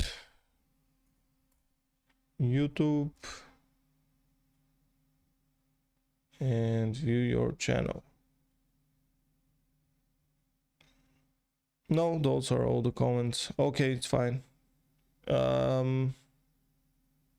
Just a reminder, I'm building a DOD 250 pedal that I found the schematic for on the internet, and I'm hand wiring it, so to say. I have like a piece of PCB that I'm just building myself, and my soldering iron just turned off.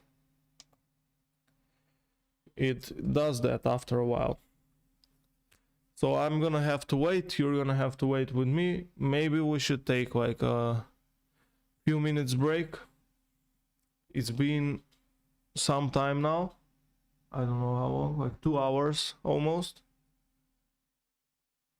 So yeah, let's take a short break while the soldering iron is heating up. I'll be back shortly.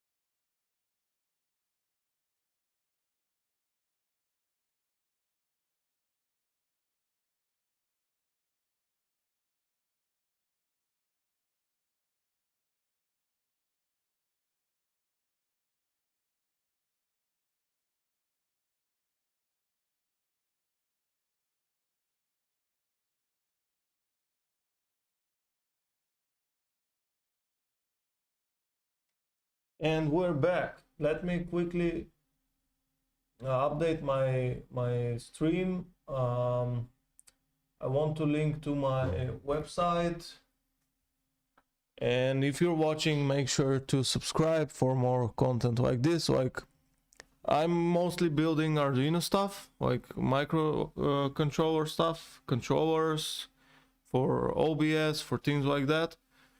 This is a sort of new venture where I'm trying to build guitar pedals, guitar effects pedals, because I started playing guitar like a year ago actively. Like, I play every day. I used to play keyboard, but I don't know, I switched. So I'm learning the guitar basically, and I'm just gonna update my description so you can see my website. You can support me on Patreon. You can support me by buying me a coffee on my Buy Me a Coffee link. If you can't see the description updated yet, you can just refresh and you'll see the link there. So let's move on. Sorry for that. What was I doing? I was supposed to solder the wire. Let's check again because I forgot. I was supposed to solder the wire from pin 6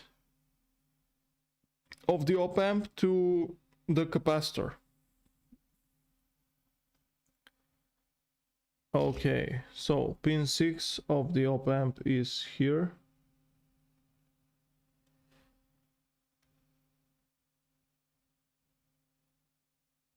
There we go.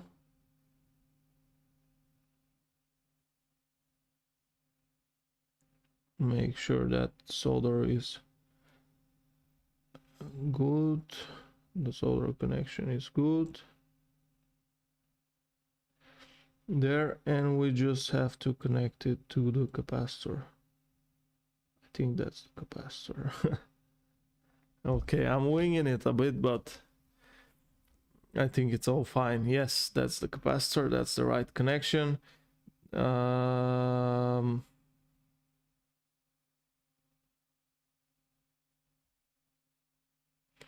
And I'm just gonna connect the resistor as well, since I'm there. And I'm gonna check the rest of the connection after this. The rest of the connections.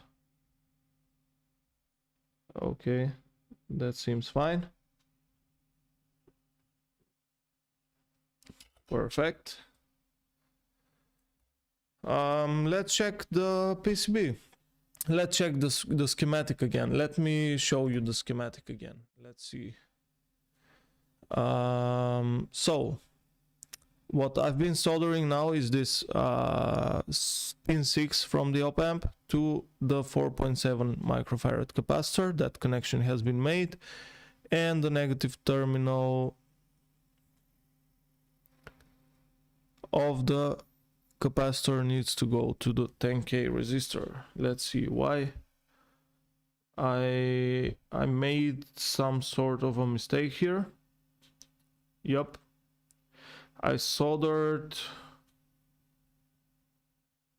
the capacitor, the resistor to the positive leg of the capacitor as well, because I thought the capacitor was supposed to go to the ground.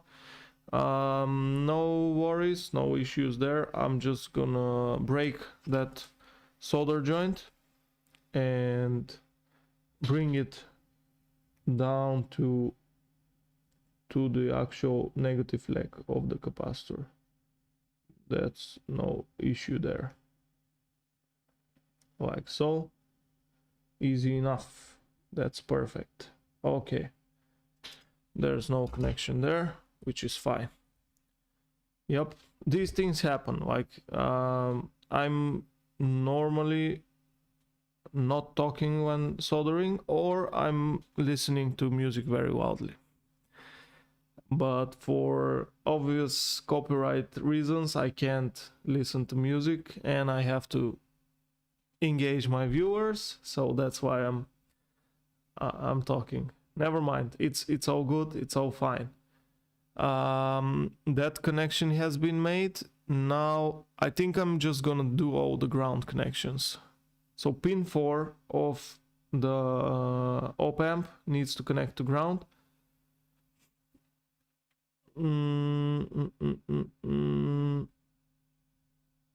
Okay, taking the other row of wire. I'm just gonna switch to my other camera, and I'll take a short piece of wire like so. Maybe you want to see this. Let's try this. Move the camera like so and bring everything over here just to get a different angle of what's happening. So that's the black wire for grounding. It's too long.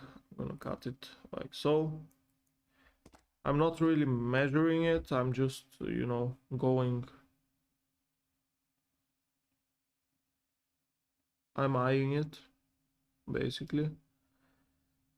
The ground is gonna be on the first or the bottom row of pins. So I'm just gonna add it anywhere because I'm gonna have a lot more wires for ground at some point, like anyway. So I'm gonna just place it anywhere and then connect each ground point there on the first row. Okay, so that's fine. And pin number 4 of the op amp, it's connected to ground. Okay. Perfect.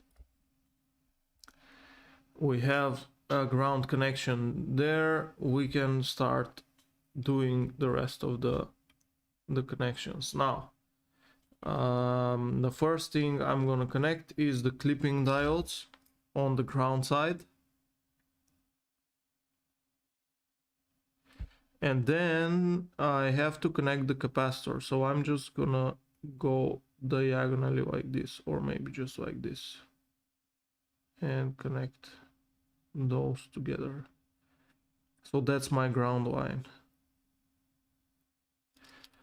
Okay, so I have the capacitor and the two diodes grounded, which is perfect. So what I did was this row here is gonna be my ground, and I'm gonna bring every ground into here. Next, what can we do? We can connect the rest of the connection. So I'm gonna start from the input of the circuit. The input of the circuit says that I have to connect the first 3 pins together. So if that's what it says, I'm gonna take my solder and just connect the first 3 pins together. The first 2 are connected, and there's the third one. Okay, that's perfect. So the resistor is connected to the first capacitor, then to the second capacitor, and then it jumps a leg, so the current goes through the 10 nanofarad capacitor into the 10K resistor. So I have to solder the other leg of the capacitor to the resistor, which is gonna be something like this. Okay, that's perfect. Just gonna trim this wire here. Okay, now following the circuit, we need to connect the 10k resistor to the 1 mega ohm resistor, which is already connected, which is nice. Then the 1 mega ohm resistor needs to connect to the 10 microfarad capacitor. Okay, let's do that. So it's this part here. That's connected as well.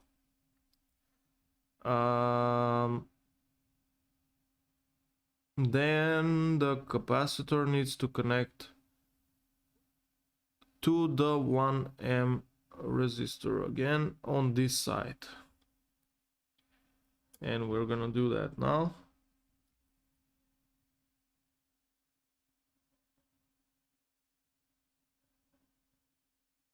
That's connected. Now we need to connect the resistor, the 1M resistor, to the other 1M resistor, which is just under it. So that connection goes all the way through.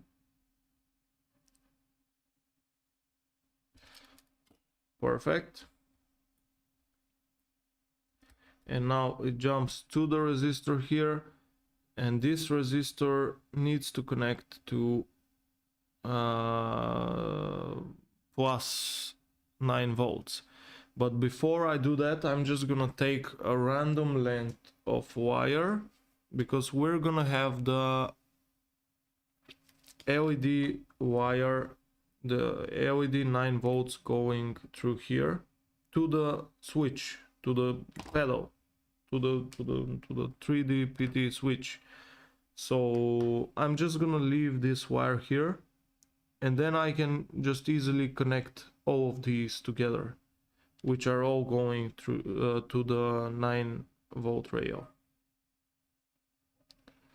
which is going to be perfect.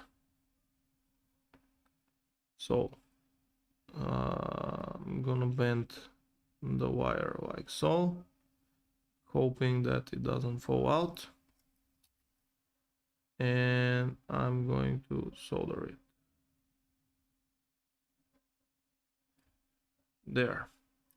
I think now I can connect all of these together. I'm just gonna have to make sure everything is right. So the wire went down just a bit, so I'm gonna just push it up. And now, because we have already applied some solder in there, it's gonna be easier to keep it in place. Okay, like that. That's perfect. That's pretty good. And well, it's not so good. I don't know why it didn't go through. Let's try that again. I'll push it from the other side now. This thing is rotating on me.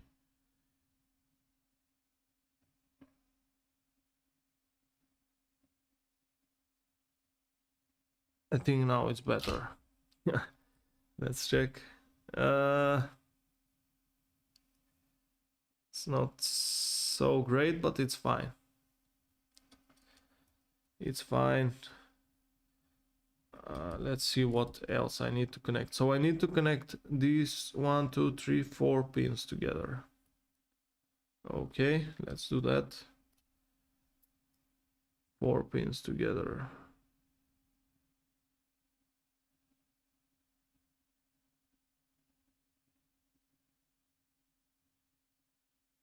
And this one as well.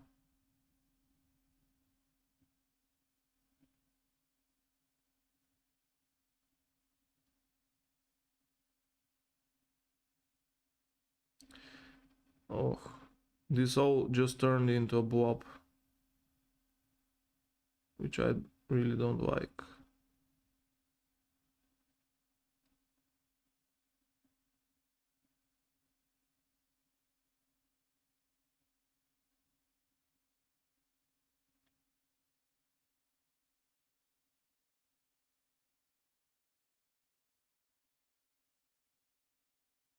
Okay, well, that's all done.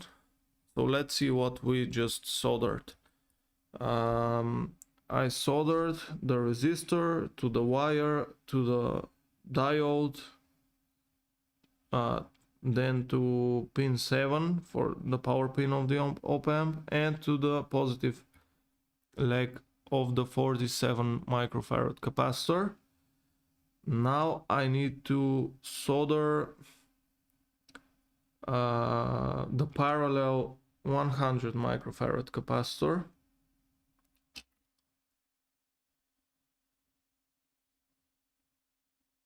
to the 47 microfarad capacitor.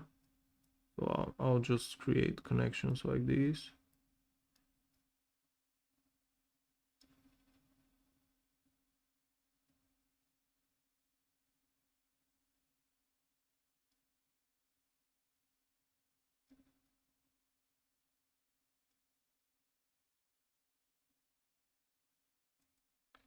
Okay. I'll check this back later. Maybe the solder is not so good there. Maybe I'll have to apply some flux. But so far it's looking good. And now this side is supposed to connect to ground, I think. Well, I'm pretty sure. Let me check. Yes, that connects to ground. And these two connect to ground.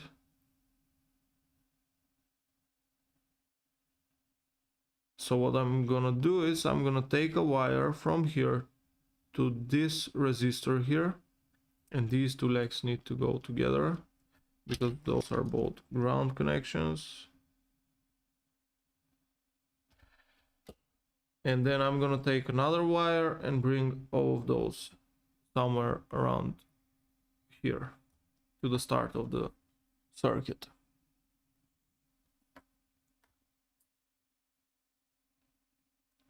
So there is this one.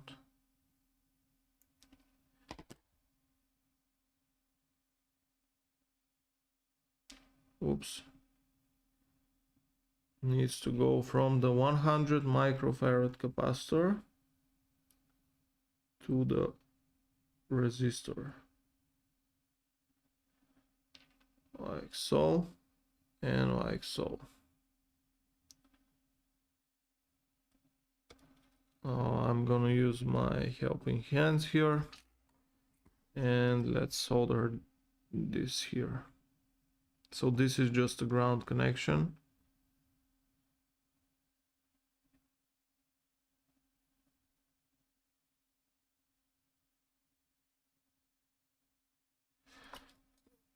Okay, time to clean the tip. I haven't done it at all.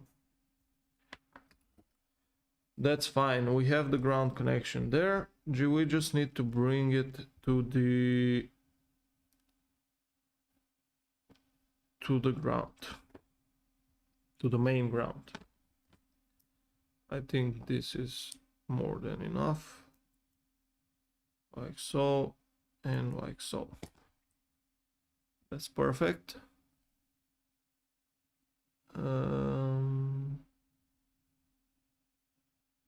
I think we can ground it here next to the capacitor. That's all good. That connects there, and this connects here. Let's just solder that.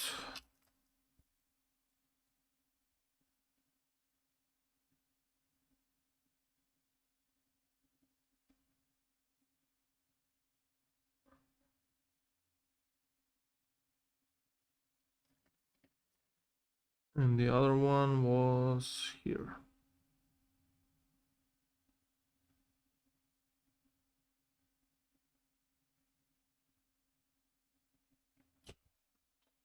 Okay.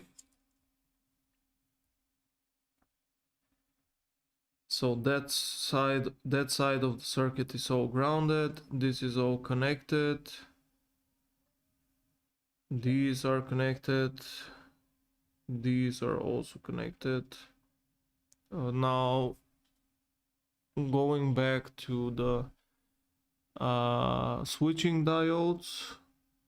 So these four are gonna have to be connected as well. Right? 1, 2, 3, 4. Yes.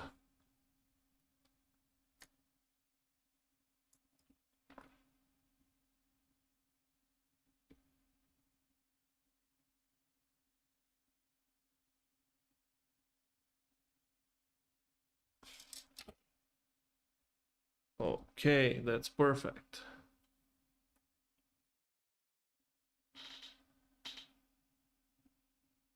So those are all of the connections except the connection to the LED, to the switch, and to the input and to the output. So technically, we also need to add the gain stage potentiometer here, the volume potentiometer here, which is also going to the output jack, and we need a connection to the input jack of the circuit. So that's what I'm gonna do now. I'm just gonna cut up some small or some relatively medium-sized lengths of wire, and I'm just gonna add them to the board here, which I'm gonna connect later to the switch. So first is the input wire, which is this.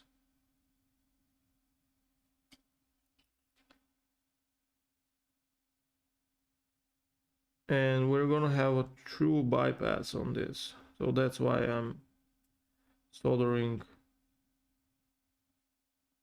a separate input wire. There it is. That's the input wire. What else? Let's check how the potentiometers are going to connect.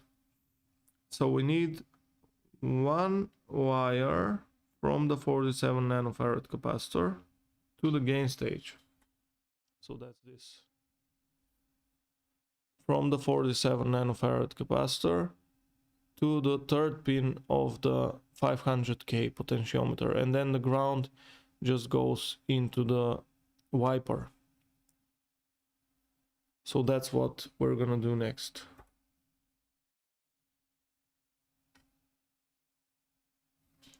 I'm just gonna take a red wire, cut it like so, and then when we add all the things in the enclosure, all the components, I'm just gonna cut these wires to the correct length that I'm gonna need. So I see that this wire wants to get out, and I'm gonna catch it like so. Okay.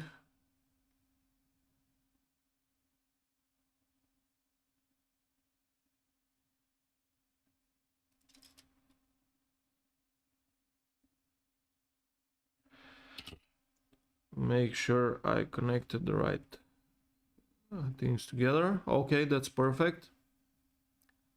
So this wire is gonna go to the potentiometer, one leg of the potentiometer, and the other one is gonna go to ground.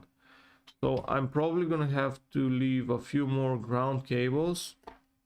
Let's add the power jack cable now.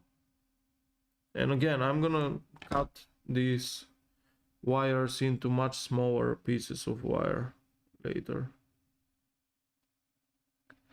So this is gonna go to the power jack.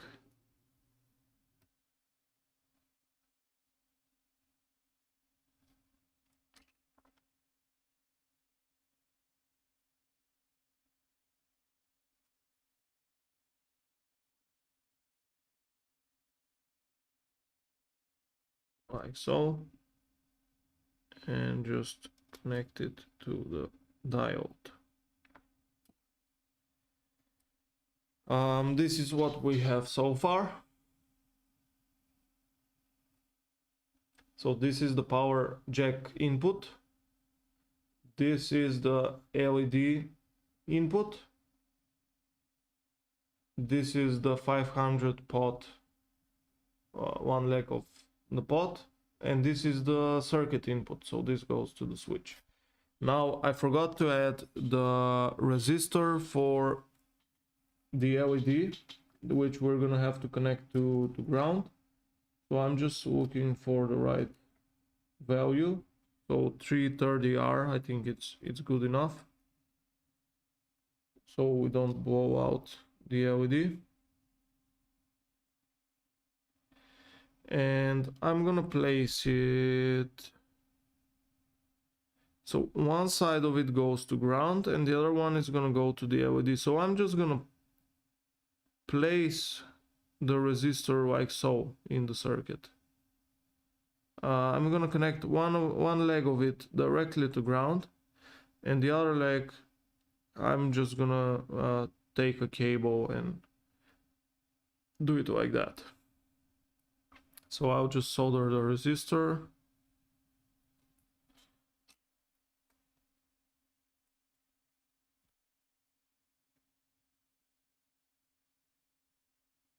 Oh, my soldering iron went out again. We're gonna have to wait a few seconds for it to heat up.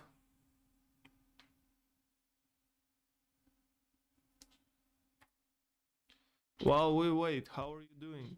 What's up? What's new? What do you want to see?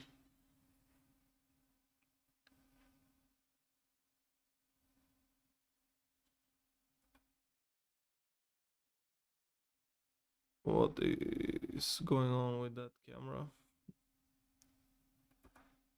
Let me check again. Workbench.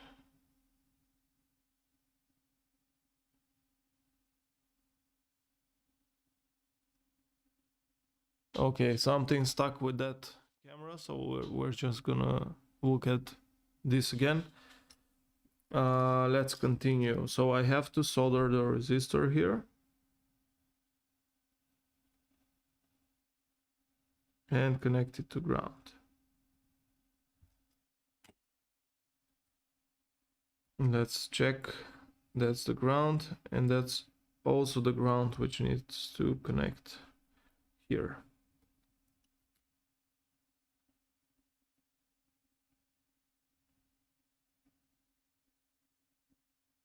Okay,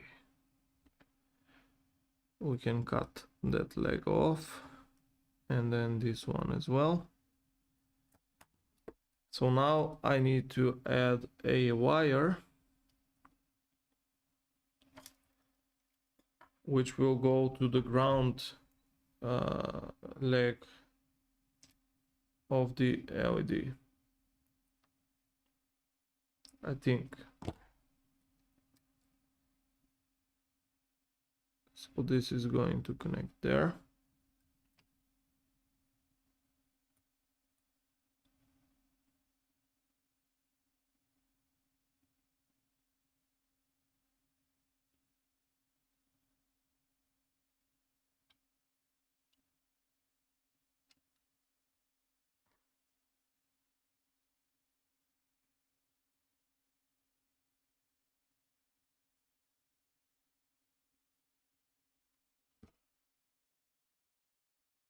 Now let's look at the 500, oh actually the 100k logarithmic potentiometer and how it connects. So one side of it goes to ground, which is fine.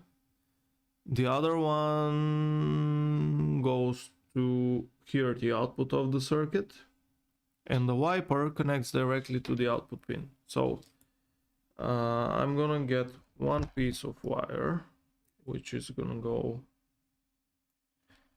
to the input, rather to the output of the circuit, and solder it there.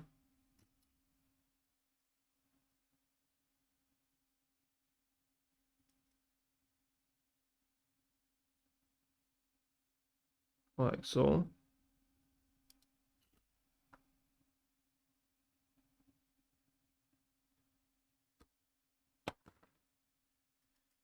And then I'm gonna take another one, which is gonna be for the ground.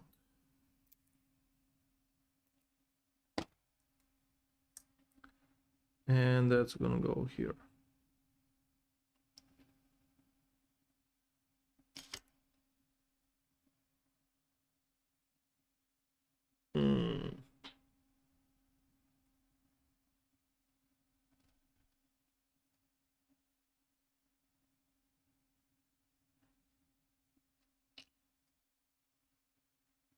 Okay, let's just solder the ground wire.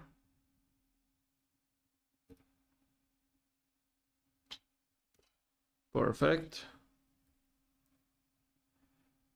So this goes to that pot, this goes to 9 volts, this goes to the LED in the switch, this goes to the input of the circuit, and this goes to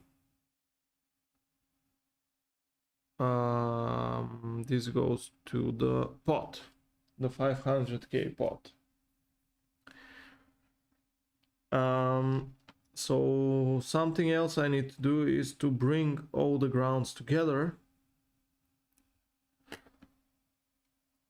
Maybe I should just solder the whole first row together. Maybe that's the easiest way to do it. There's gonna be a lot of solder, but it beats you know, cutting up small pieces of wire and then soldering those instead.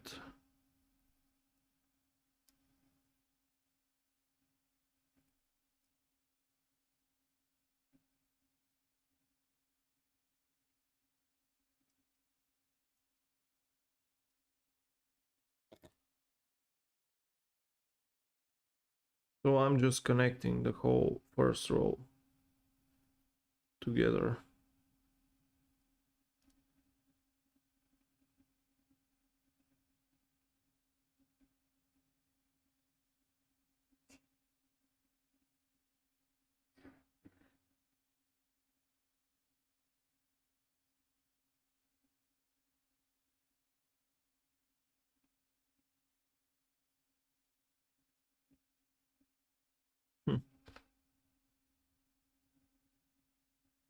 Okay.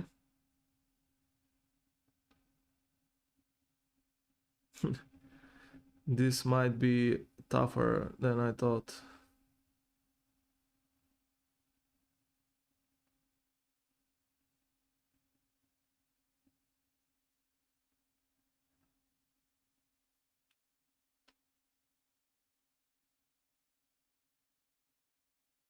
Okay, I'll come back to that.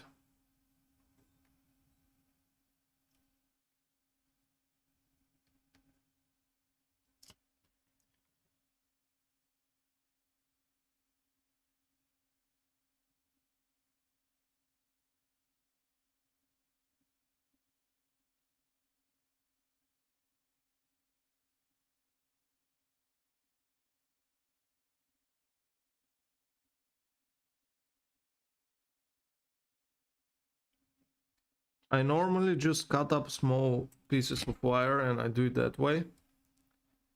I just wanted to try and see if, if this would work. Let's see, I need to connect that. Do we need to connect it? No, no. Okay, okay, I have the whole ground section connected except this part here, which I said I'm gonna come back to.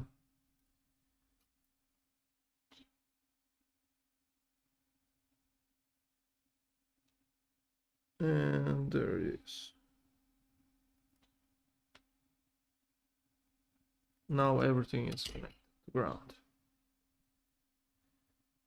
Okay, that's perfect. The next step is, I guess, to just let's lay out the components on the table and see if I'm missing something to make all the connections. So first I need the DC jack. The DC jack needs a ground connection, which I can probably pull from one of the potentiometers, but maybe it's easier just to add one more cable.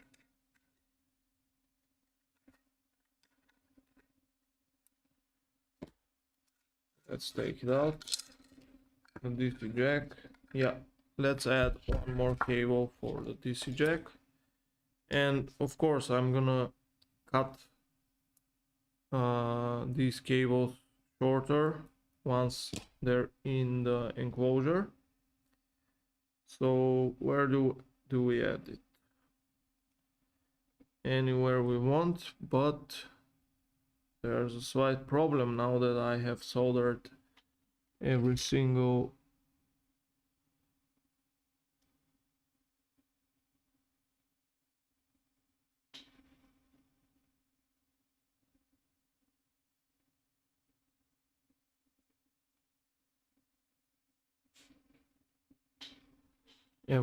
hole. So I'm gonna have to hold the PCB like this to try and fit it through. Okay, switching hands. This is a new one for me. Okay, there we go. It's in.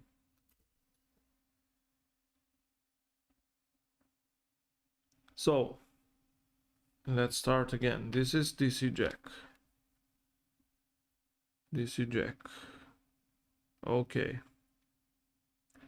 This is LED. This is A100K, which goes to here, then this here, and an output will go to the jack, which is fine. Then I need a 500K pot for gain.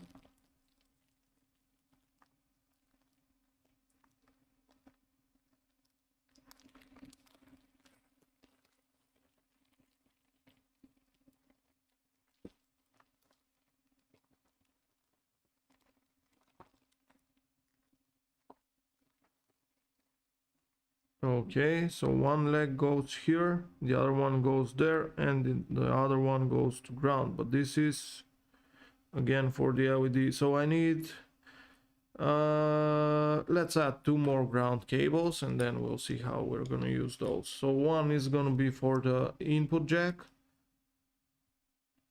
the other one is gonna be for the B500K, and maybe one more for the output jack. Or should I just, yeah, I'll just add the ground for the output jack to the input jack. Yeah, let's do that. So 2 more ground cables. Yes, boss, coming right up.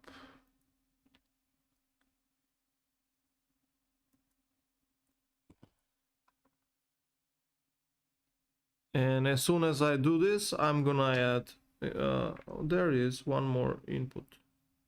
That's why I left the hole there, right? After I do this, I'm gonna prepare the switch.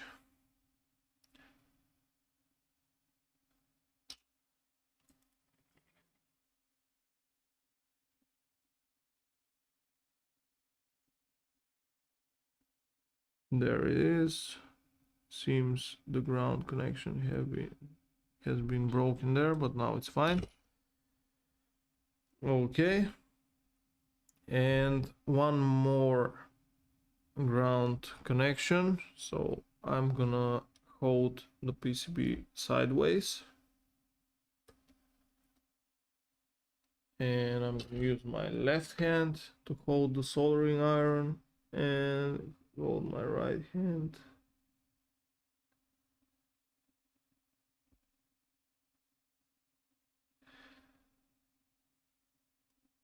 And try to just insert this.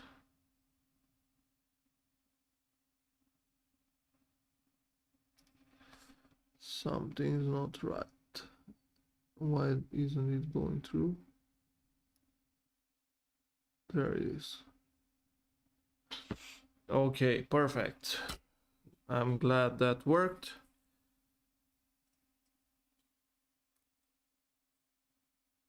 Now let's just solder it correctly.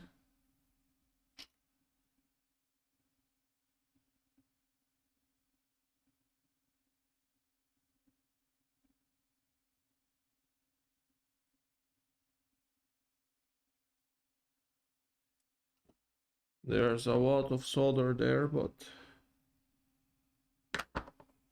that's it. Okay. Now, pots, mods, schmods. Let's see. The pedal. Now, I need to connect the top two pins on the left together. First, that's what I'm gonna do.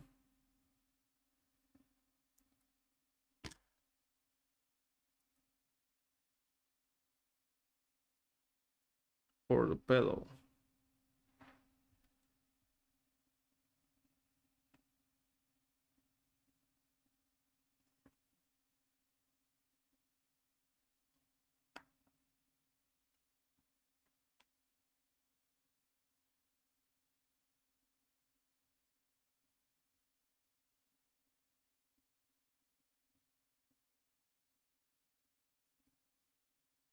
Okay. That's perfect. Like so.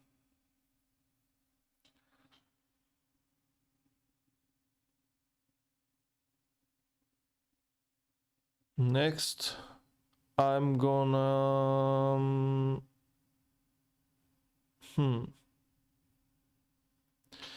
like, should I place everything in the box before trying to solder it, or should I just do it as is? Okay, for the pots, I'm just gonna break off these tiny legs here.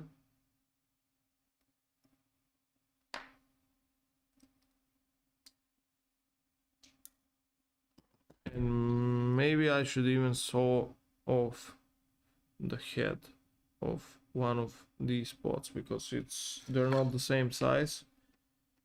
Too many things to do. Okay, I'm gonna do that. I'm gonna take the saw.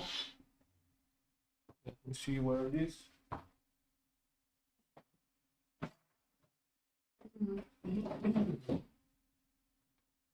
Where did I place the saw? Do you see it? Oh, there it is. There it is. Okay, so let's see. Take the pen. Let's mark down the size that we need to cut. I think it's about there.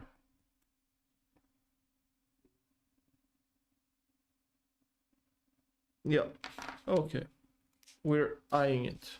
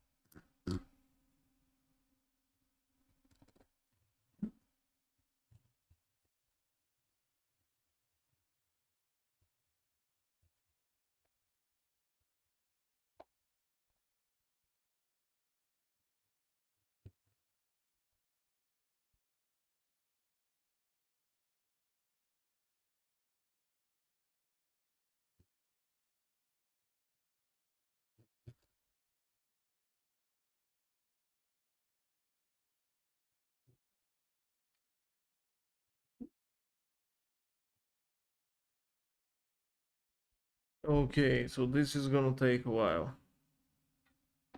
I even started cutting from a different side. That's probably not gonna work out so well.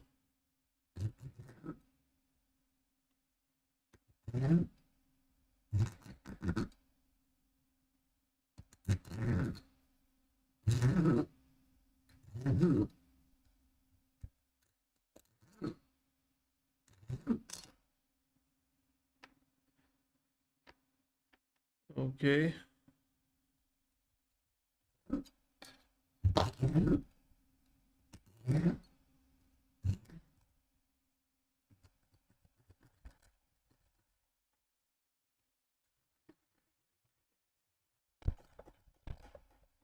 Whoops.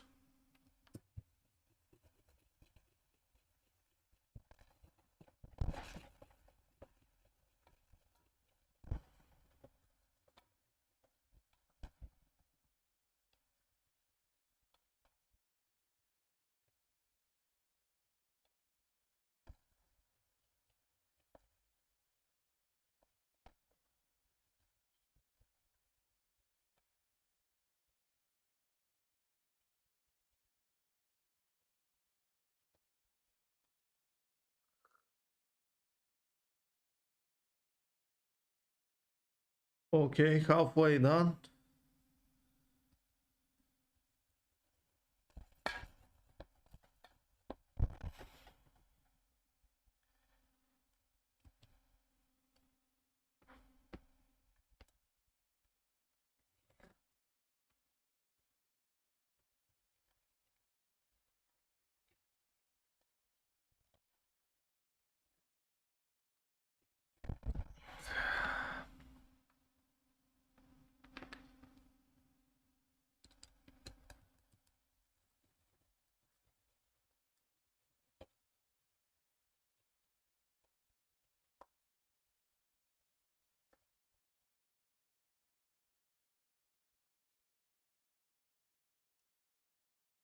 Okay, just a bit more.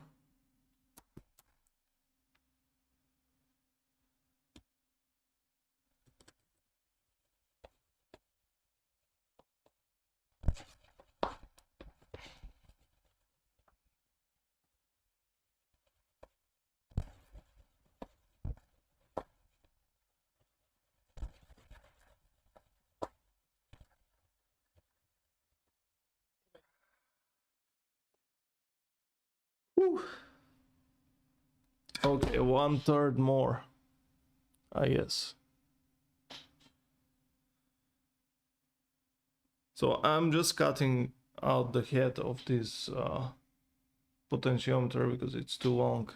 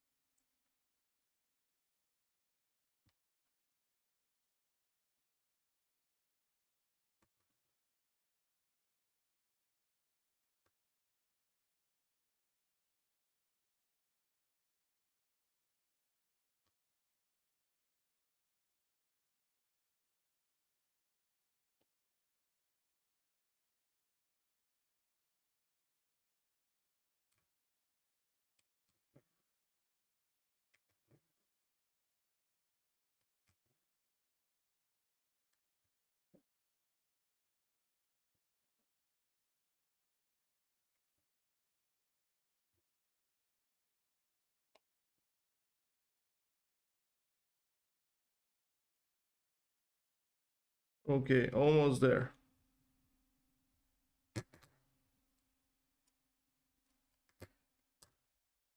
There's just one side of it. Let's cut the other one.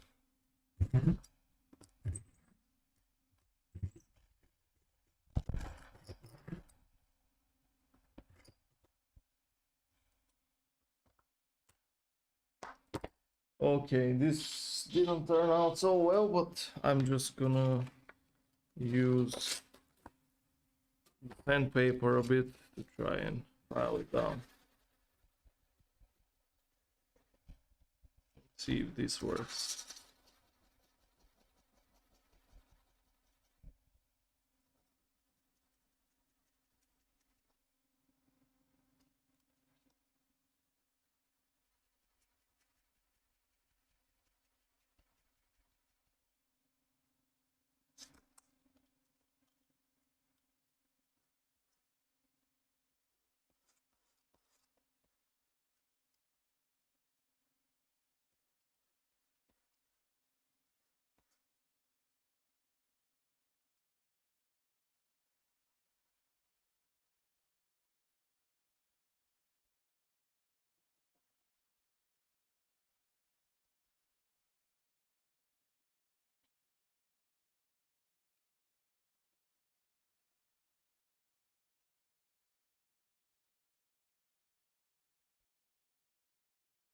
Okay, I think that's more than good enough.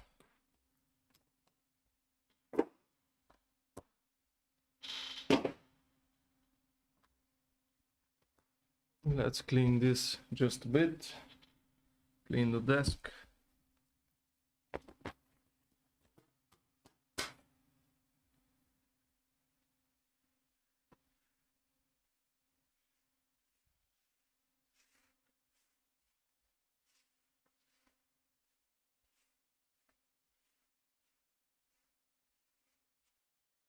So what I'm gonna do now is I'm just gonna thin uh,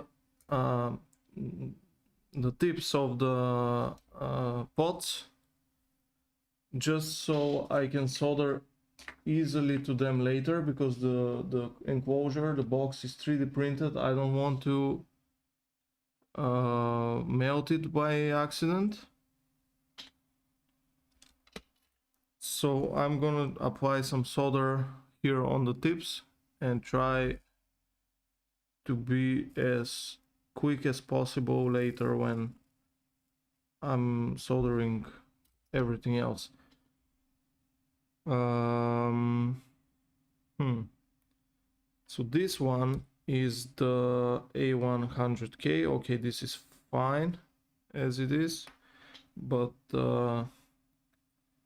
B500K, I think I can also solder the ground pin to it. If you remember, like previously I had to solder a ground connection as well. So maybe I'll just use some of these legs that I cut out from the components that I was placing on the PCB. So I'll just, you know, solder this here, and then solder it there, and cut the rest.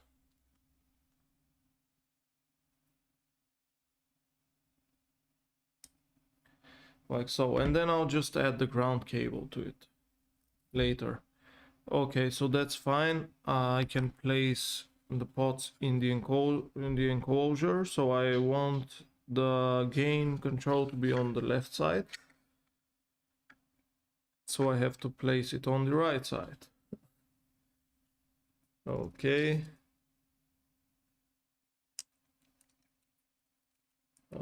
That's the wrong one.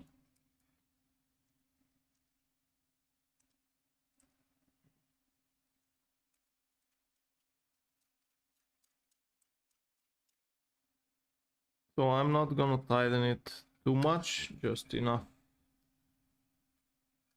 so. And then the other one goes here on the right. Put the washer in and the nut. Okay, they're almost the same size now.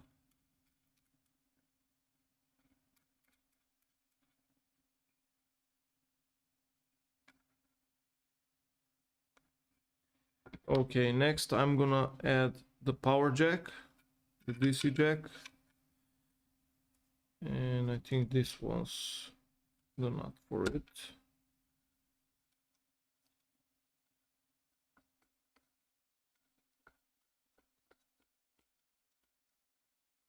I'm not gonna tighten it too much.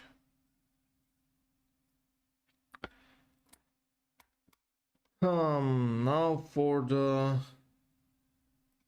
switch. Okay, I'm just gonna place it in and then I'm gonna solder directly to it. You know, whatever happens, happens. I don't know what to do about the LED yet, so I'm gonna leave it last because I don't have the right holder, which I'm probably gonna have to 3D print. I have to search for a model. And maybe I can do it right after I solder these things, so we can wait for it. It's probably gonna be like a 10-20 minute 10-20 minute print.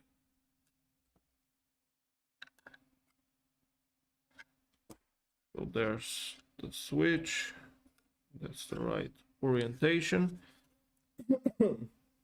Excuse me. And now for the input and the output jack. I don't know where I left them. There they are. Hey, one most important thing is not to forget to add the op amp to the circuit. Otherwise it's not gonna work. Okay, that's the one of the jacks. I'm gonna have to check which one is the input and the output one, because before I started trying to build guitar pedals, like everything was going normally in life, like from left to right. When you read from left to right and things like that. And when I started building pedals, I built my first pedal like that. The input was on the left, the output was on the right.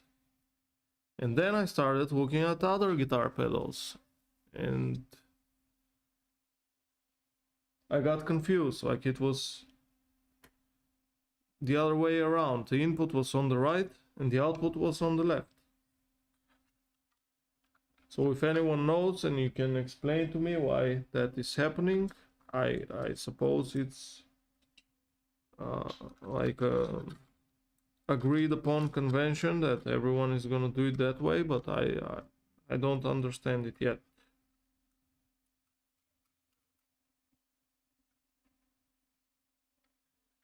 So if you know, please do share. Okay, we have placed everything in the enclosure except the PCB and the LED. So what I'm gonna do now is I'm gonna search for an LED holder.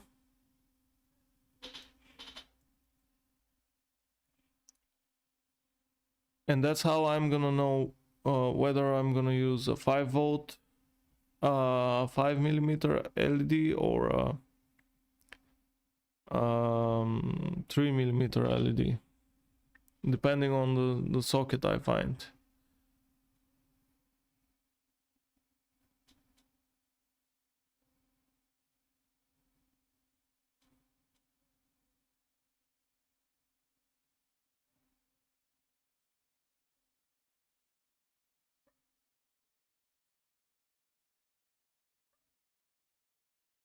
Okay, found one for 3mm, but how is it going to stay in place? Let me check some other ones. I might have to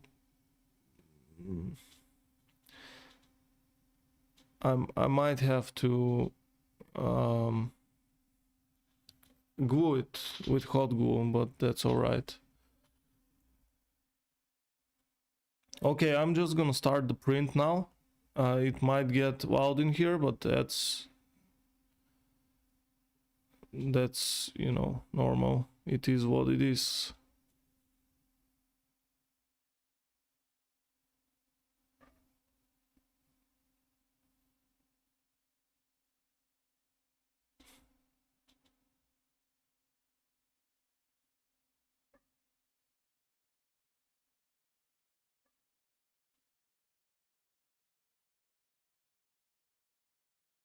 Let's add some brims.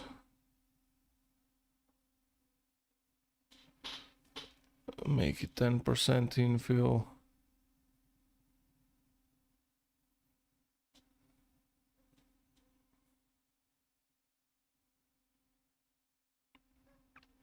Okay, I'm starting the print. It was quick.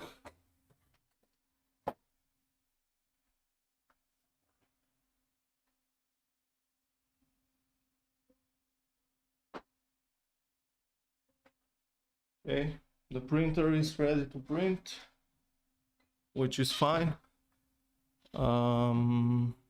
Let's move on to soldering everything else.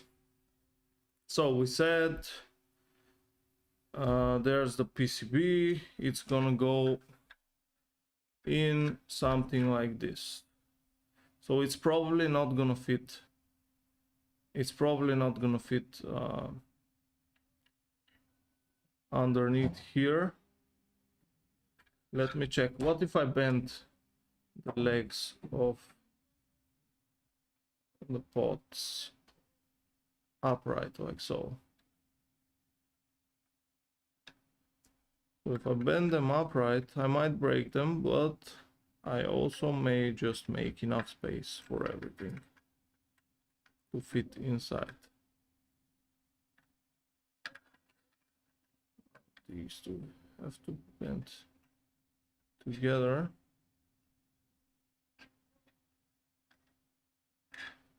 So that one's the ground, that one's the power. Okay, so this is what I'm gonna do now.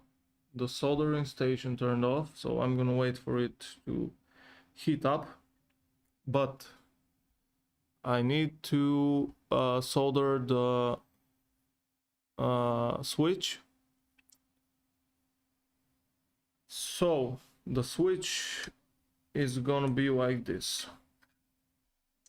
This pin here is gonna have to go to the input jack, and the input jack is this one here. So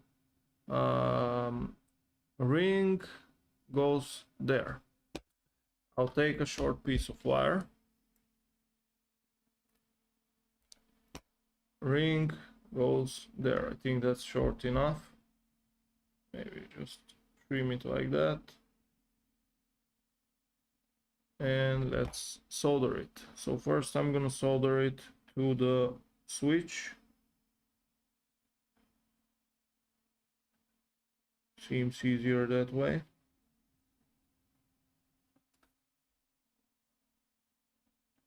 Now you can probably hear the printer as well.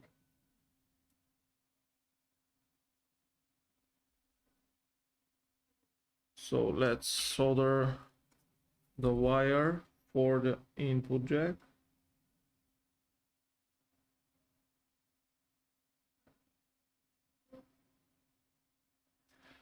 Okay, and we said that this one is the input jack, according to some people on the internet and pedal builders.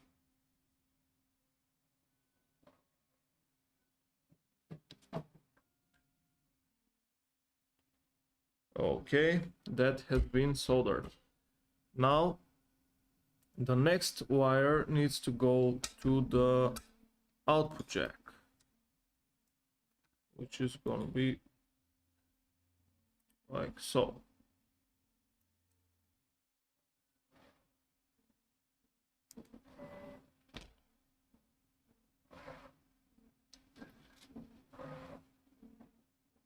So I'm gonna do it again from the top.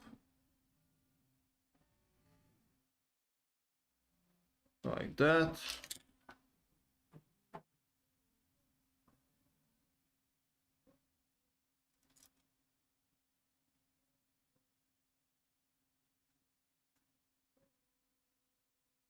Hopefully I won't damage the enclosure.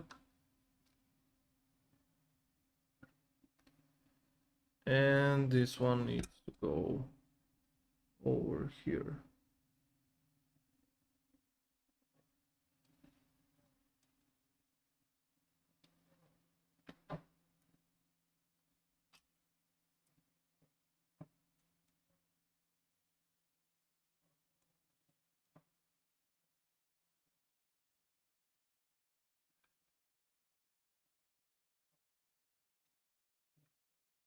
Oops.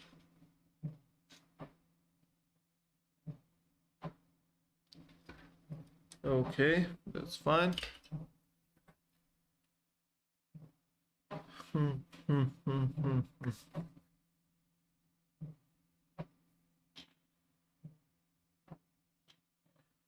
That's the printer working. Now, this leg goes to the positive side of the LED and the other one goes to the negative side. So I'm just gonna wait until that thing is complete.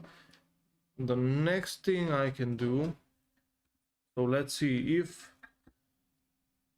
the circuit goes in this way.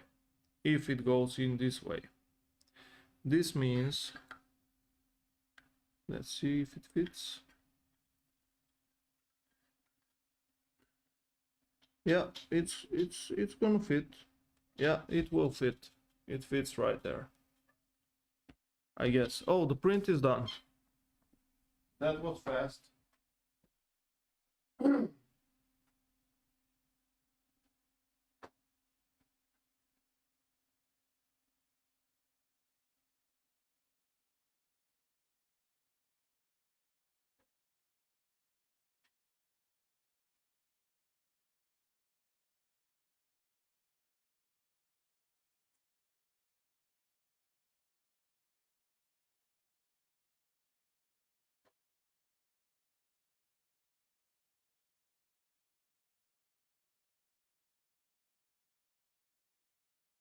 This looks like it is extremely small.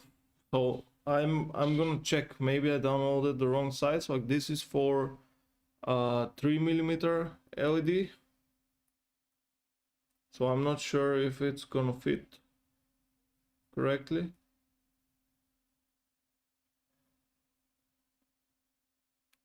Well, not correctly, like rather at all. Like it might be too small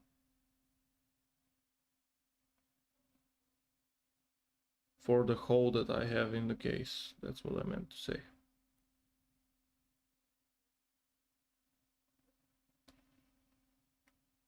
Just cleaning the brim a bit. I don't have a deburring tool, but even if I did, this is too small for.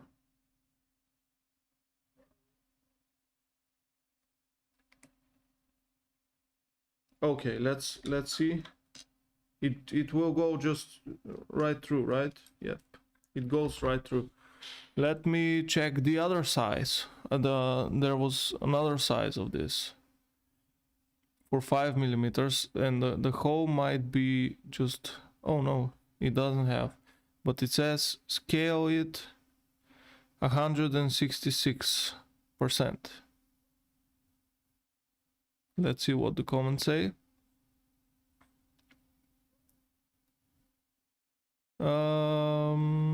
Yeah, 166% works, they say.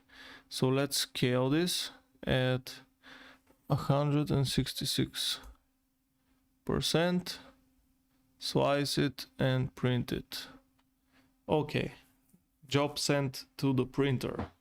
Let's continue with the wiring. So where were we?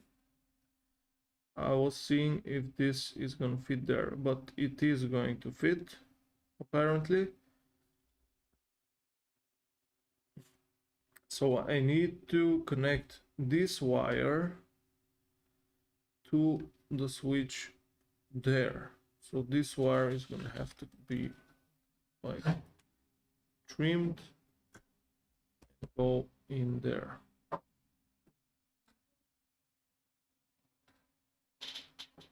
And I'm gonna solder this from this side, from the other side, other than the other ones.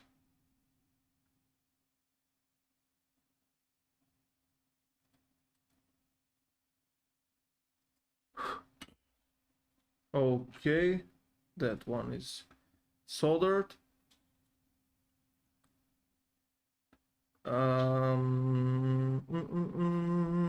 Should I solder the power connection now? Maybe I should, because it's supposed to be underneath everything else. So the power one is gonna go there in the middle. So this is the amount of wire that we need. I think I'm being a bit optimistic with the wiring here, but I don't want to have the PCB stuck inside and then I won't be able to take it out.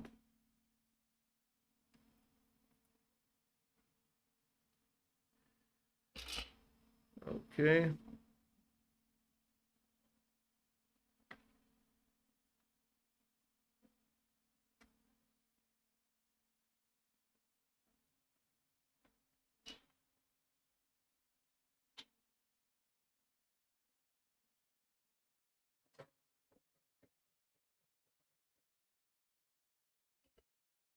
Okay, that's the power cable. Then I guess this will be the ground cable, which seems like enough or even more than enough.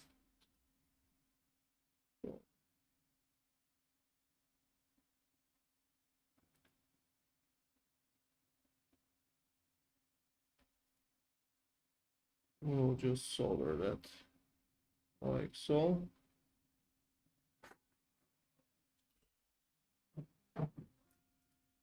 Okay, that's the ground cable. The power jack is completely soldered now.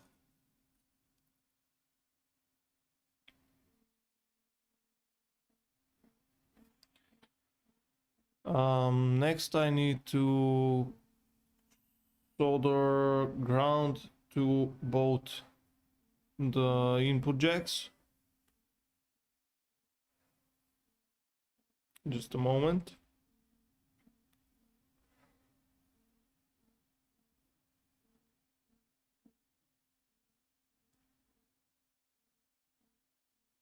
Just checking the circuit a bit. Okay. Yeah, we can do the ground there a bit later. I'll just check what else I need to do. So this is the ground for the LED. There will be the power for the LED, and this will be 9-volt from here. So this cable can actually go next to the switch, like so. And this is probably more than enough.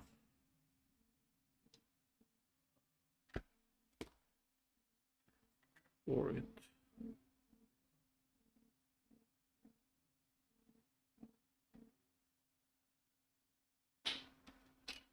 Okay. That's good.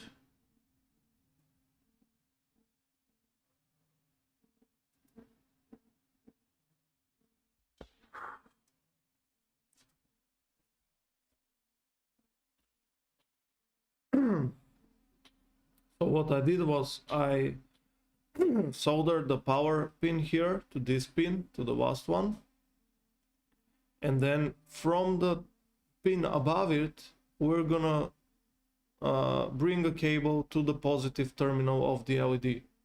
That's how it's gonna turn on, and then the LED is gonna connect through this resistor to ground.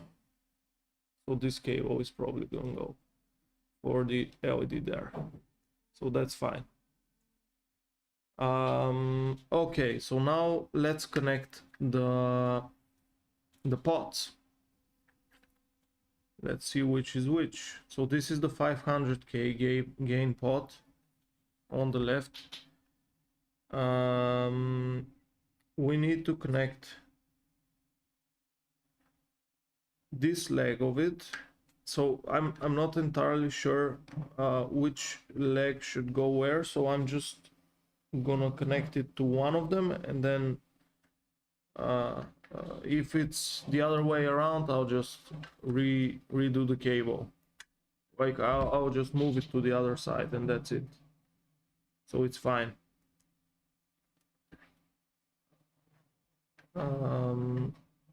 Let's solder this there. Now this is going to get tricky.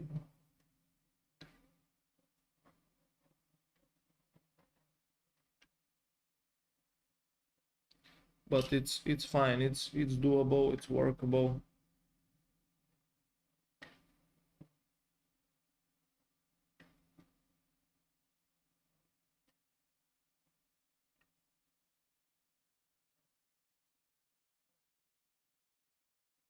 Okay, I've made a connection there, and I need to connect the other leg to ground. I'll see how I'm gonna do that, because I think I'm gonna use this ground for I'm gonna use this ground for connecting the jacks, the input jacks. So I'm just gonna cut this wire like so. We're almost there. We're almost ready to test the pedal. Just a few more connections and it's all good.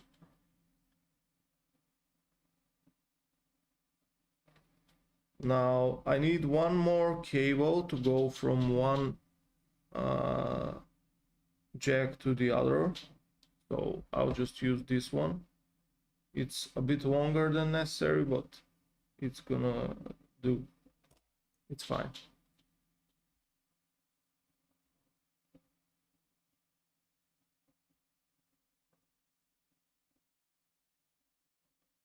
I'll have to get these two out of there.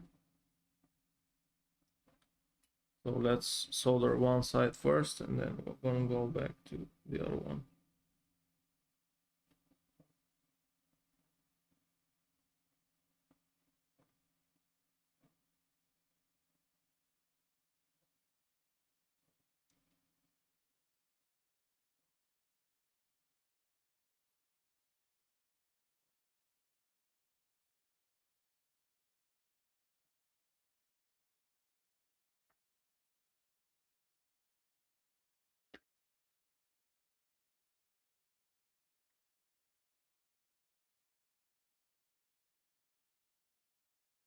Okay, that's pretty good. So now I think I'm gonna solder the volume control. So for the volume control, I have these two. So one is gonna be input, output, and then the wiper is gonna connect to the switch there, the output channel. But the printer just ended again. Finished, so I'll check.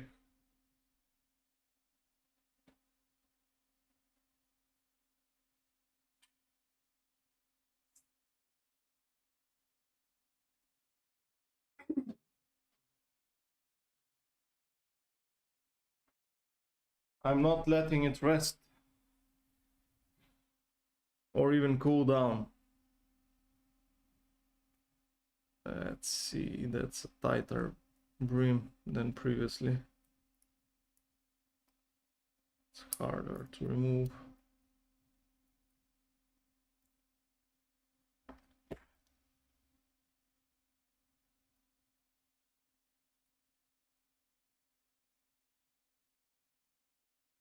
So let's just hope this fits.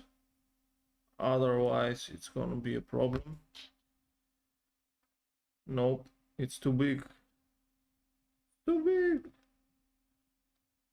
Yeah, it's too big.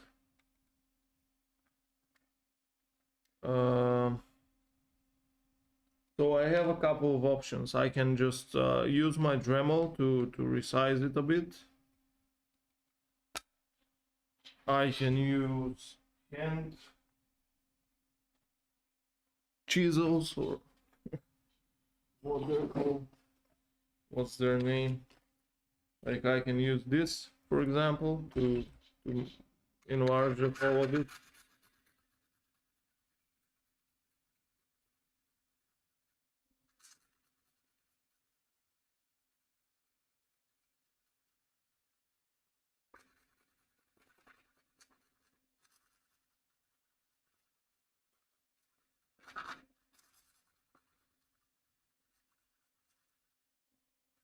Let's see what that did. Ah, almost there. Almost there.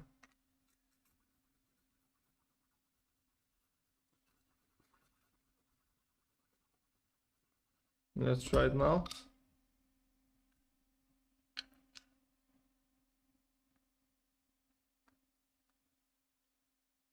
Looks like it's gonna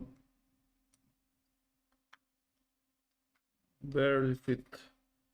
Like it's really tight. Let's do one more round.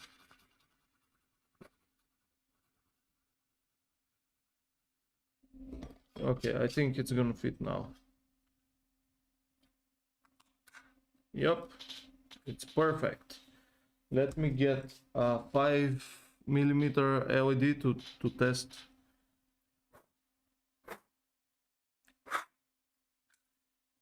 the fit of the LED.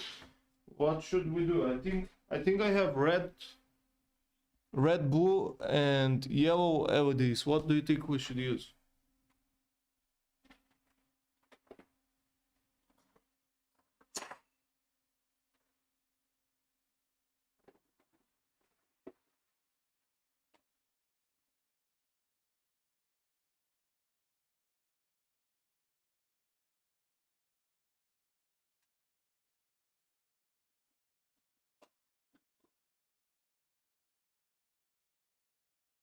Well, turns out I have only yellow and green, so I think we're gonna go with the green one for this pedal.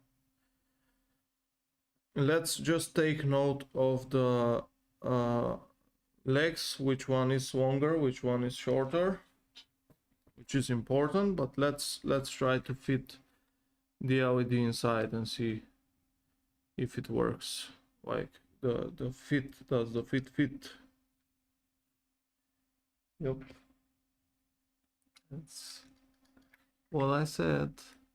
Okay, so I'm gonna have to use some hot glue inside to keep it there, but other than that it's fine. It's gonna work normally.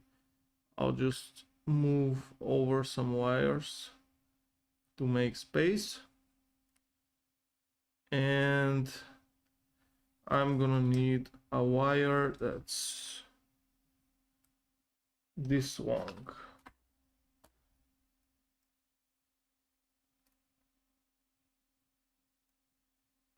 To solder to the LED. So this one is gonna go this way inside the switch.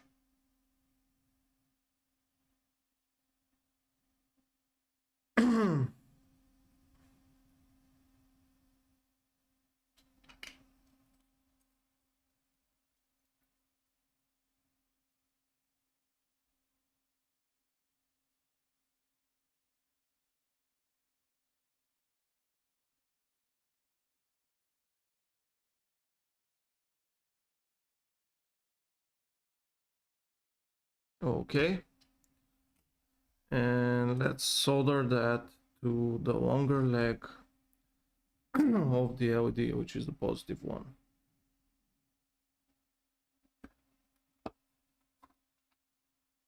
How is that gonna work? It's not. Let's just apply some.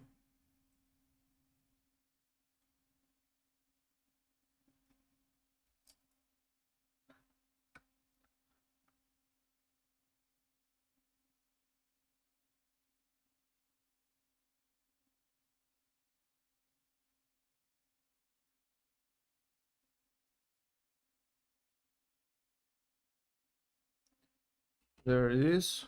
We have soldered that to the LED, and the LED can later easily just fit inside of there, like so. Okay, so the cable is like good enough length, so I can cut off the excess. Maybe I should have used some heat shrink tubing, but I forgot, so it is what it is. Now the other leg of the LED is supposed to connect to the resistor with this black wire, so let's solder that. Just applying some solder to the wire.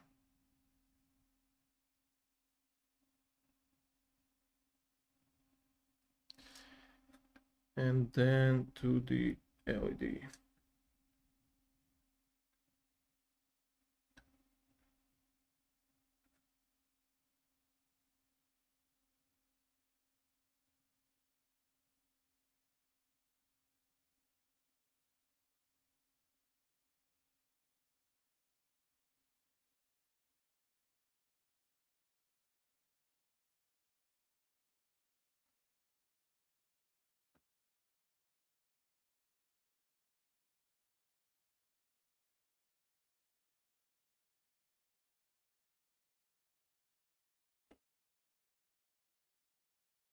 Let's add some flux. This doesn't want to stick for some reason.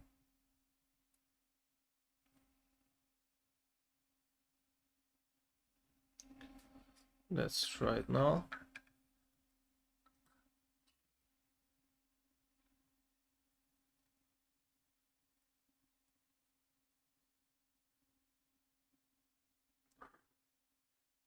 Okay, there it is. We have the LED soldered. I think that's a good connection there. Trim the leg a bit. And since that is done, I can probably go ahead and connect the pots. So this left side is going to be my ground.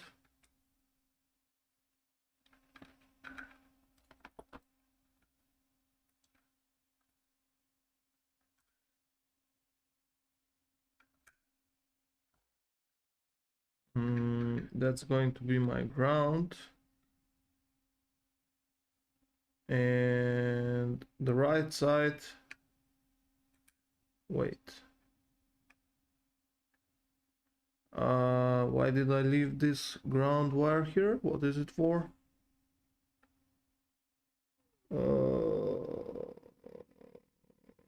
It's just extra. It's just extra, right? No, it's not just extra, it's for this potentiometer. It's correct. Everything is fine. Everything is fine. So I'll just connect the ground to this ground, like so. Maybe add a bit more solder. There it is. There it is. And finally, I have to connect these two wires to this potentiometer, and then one more wire to the middle pin there to the bottom middle pin, and that is it. The pedal is going to be complete. So we said the left one is for power, the right one is for ground. So I'm just leaving a bit of extra here because I can't really cut it that short. Let's check the circuit again for the final potentiometer. So volume A100K, leg 1 connects to ground, leg 2 is the output, and leg 3 connects to the output of the circuit. So if we say that this is the ground and we connect this wire to ground, if it's the other way around, we'll just move the wires to the other side, and that's it. I'm hoping that that's not the case, but we'll see.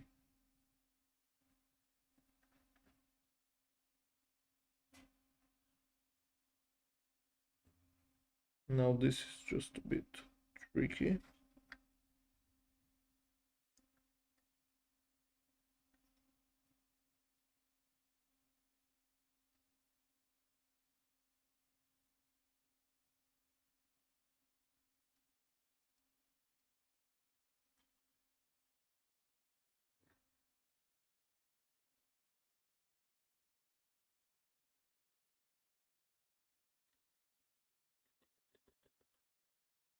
Okay, I burned my finger there.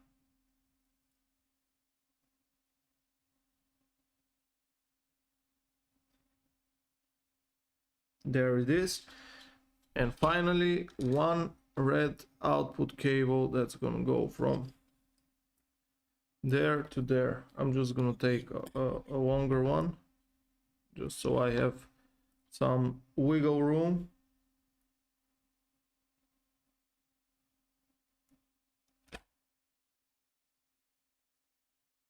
So this one needs to go to the middle or the wiper.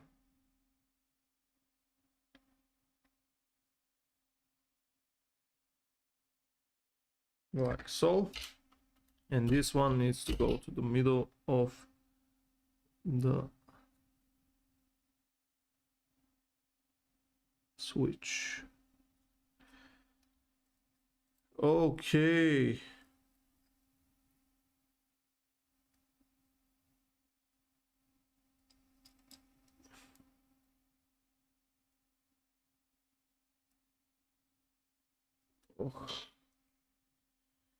Okay, my soldering iron turned off again, but it's all good. Hello, Boldman420. What's up? I'm building a DOD.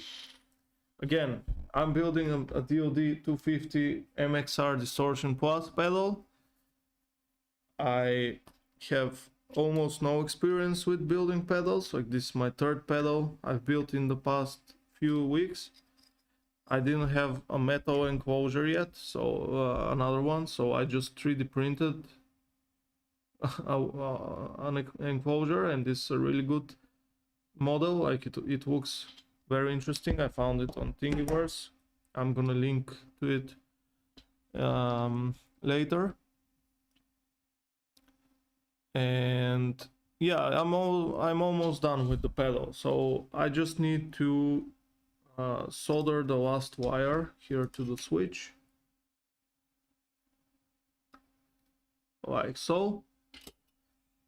And later I might need to apply some hot glue to some parts of the circuit, but I think that's it. The circuit is complete, and let's go and plug it in and see if anything blows up. I think that's the first test we need to do, but here it is again. This is what it looks like with the components in. That's where the PCB is gonna go. I'm gonna have to apply some hot glue there and glue the LED in place as well. If I have to add some grounding tape, like aluminum tape around the enclosure, I'm gonna do it later. I don't have any at the moment, and I'm not sure if that's gonna apply to this 3D printed case. But one most important thing that we shouldn't forget is to add the op amp. This is the LM741 op amp into our circuit. So there, I'm just gonna press it in to the socket like so. And hopefully I connected everything. Like I don't see something that I might have potentially forgot, but it happens, and I hope it's gonna work out. So to do the test, I'm gonna switch to a different camera, bring the microphone over, and let's see which camera we can use. This one, right? This is the one. There's the Boss Katana 100 Mark II, and this is the Harley Benton R446, I think, in green.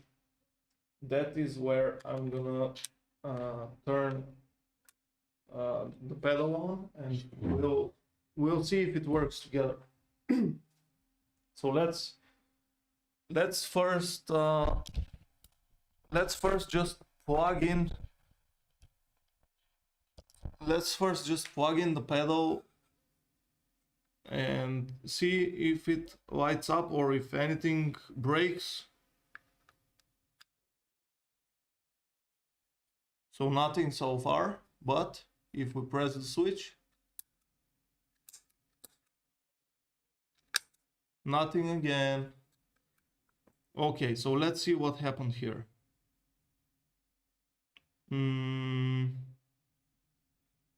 We have the power from the DC jack. Let's check. Oh, my bad. See, these things happen. So what I did was let me get the microphone again. So what I did was I mistakenly soldered the power pin to the negative terminal here. So I just created like a short. I soldered it here to the negative terminal, and I'm supposed to solder it here on this side. That's my bad. That's why we test these things.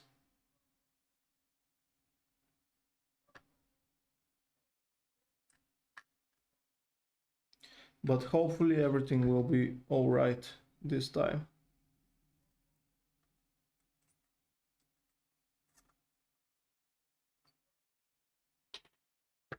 I'll just apply a bit more solder. And that's it. Let's go to the other camera again. Let's go to the to test the pedal. Let's see. So here's the pedal. Why is it so white there?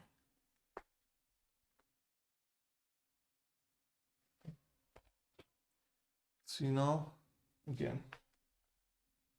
Well, now.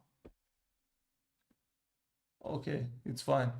So here's the pedal. I'm plugging in the DC input, and the LED is green.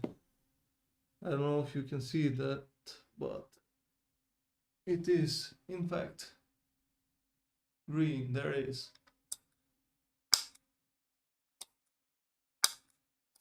That's a good sign. That's a good sign. Let's check the guitar input into the amp input or the output. So I just turned on the amp. It's set to a clean channel and no effects, and the guitar volume is off currently. So I just turned the guitar volume on. There's some probably grounding issues going on. Like I can hear a high-pitched ringing of sorts. Let's turn on the pedal. Let's bring everything to 0, the potentiometers. I turned the pedal on, and let's turn the volume on.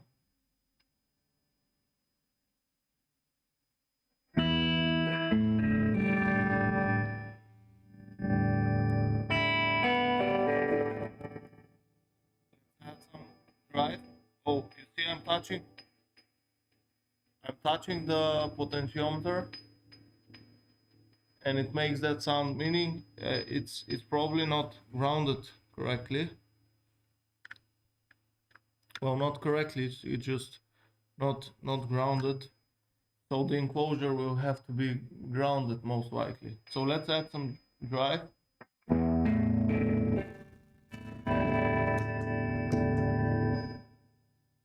Add some.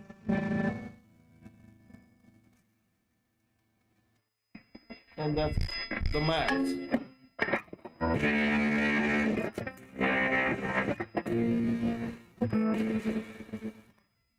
Let's take it down a bit.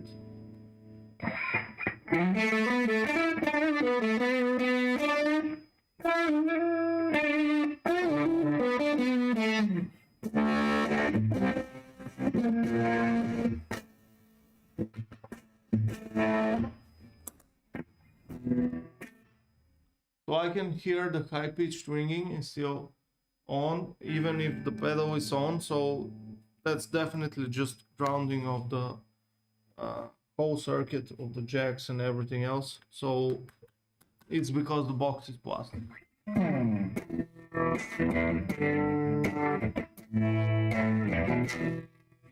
Now that was the pedal off. Let's bring the gain down a bit more.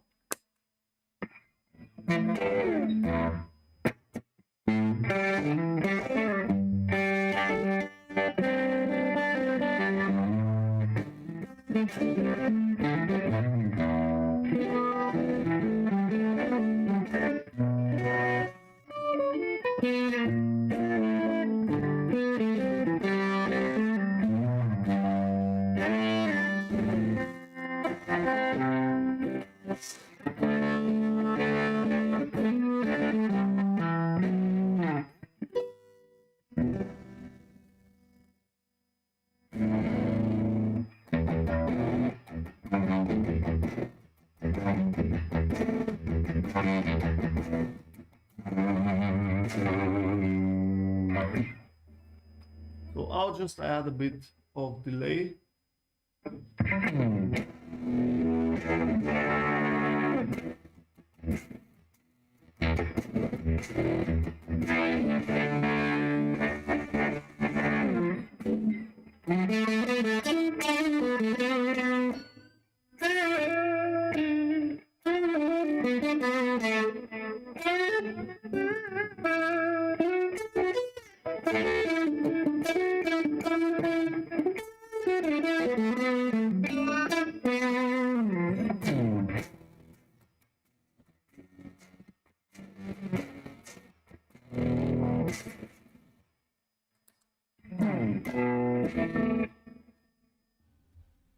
And that's the build.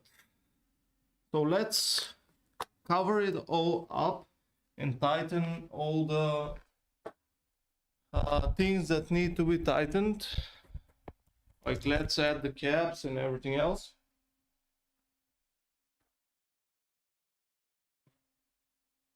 Let's see if anyone joined.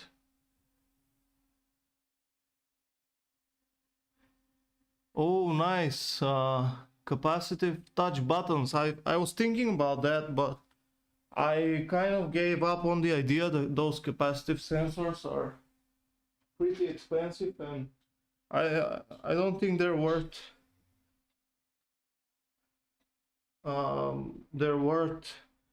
the money unless, you know, it's a very specific macro pad for a specific software or specific need, like MIDI controller or a music instrument or things like that. So I just gave up on that, but good luck with your project. It's probably interesting to use those. Whew, I got tired. Okay, let's screw everything. Let's tighten the nuts like so. Well, probably not too much because it's a 3D printed case. Let's turn the DC jack with the barrel. Where do we want? Up. Okay, let's turn the DC. You can make a ring out of iron and apply aluminum foil. Only need a 1 M resistor and the capacitive sensor. Ah, I see. I'll thank you for that. I'll check it out as well. Like we could make some cool MIDI instruments with that. Okay, so now finally I need to apply some hot glue to the PCB and the LED. So I'll just get some new sticks for my glue gun because this is running out.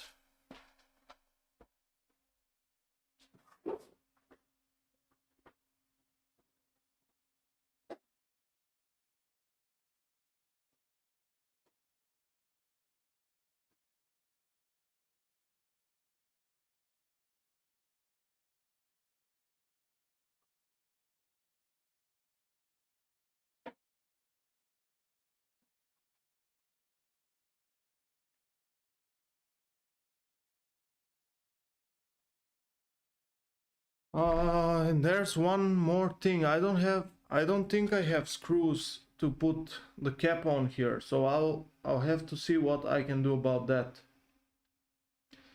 I think these holes are too small, but if they're around 3.5 millimeters, I can use heat set inserts and then just use 2mm screws. I'll see. I'll check afterwards. So let's turn on the heat gun, the hot glue gun, sorry. Add a new stick in there, like so. This is a really cool heat gun because it heats up in 10-15 seconds. Just look, it's already green, it's already on. So I'll apply a bit of hot glue to the PCB, just at a few points, not too much. And then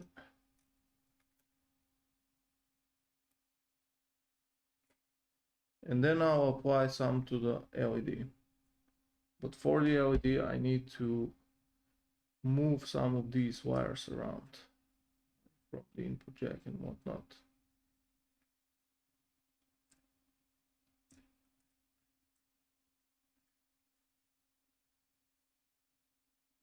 Okay, and I can add hot glue to the LED one. So, and I'll make sure to press it in.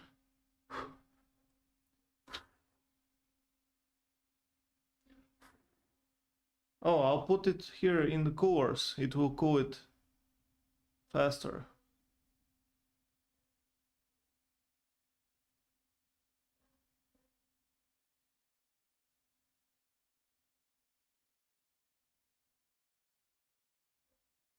Yeah, the guitar pedal is, you know, almost ready.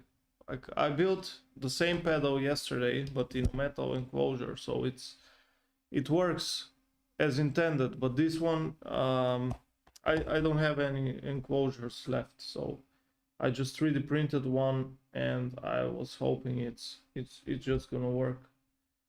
But there's that ringing noise, so probably grounding is an issue there.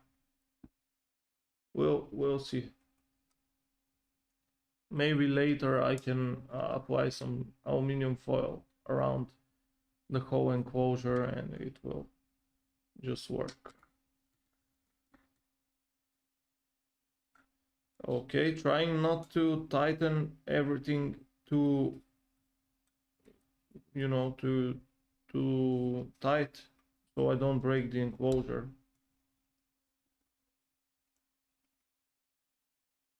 Okay, that's good enough.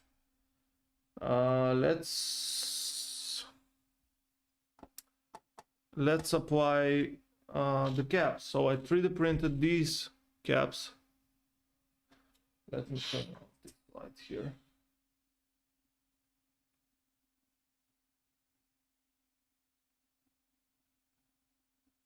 There.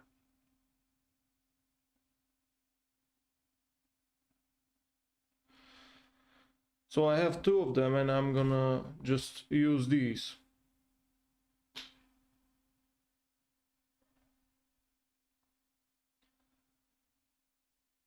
Again, trying not to break the enclosure or anything else because it's all plastic. Oops.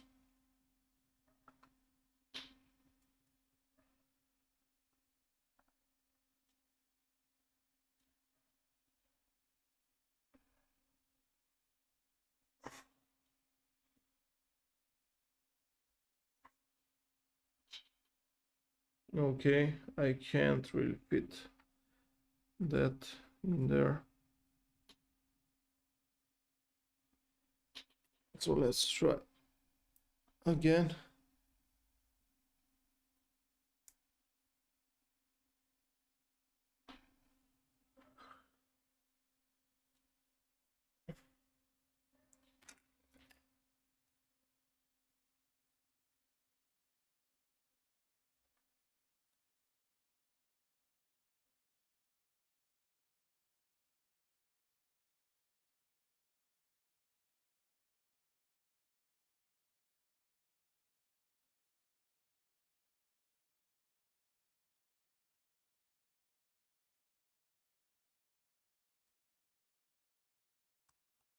Well, I'll try to use this one because it's already been used and probably the hole is a bit bigger.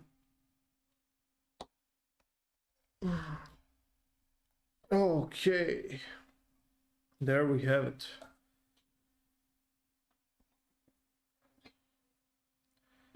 And I can just place this one on the metal box since it's easier to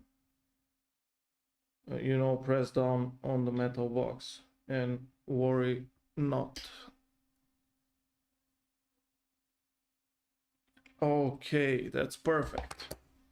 So there we have it. Now I didn't want this to be blue, but it is what it is. I'm just gonna make the other one blue as well. The thing there. So there's a problem with this light right over my work area.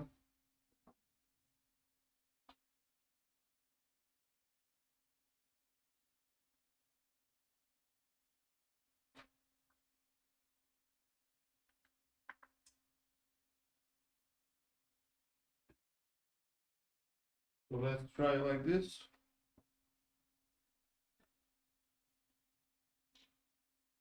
Yeah.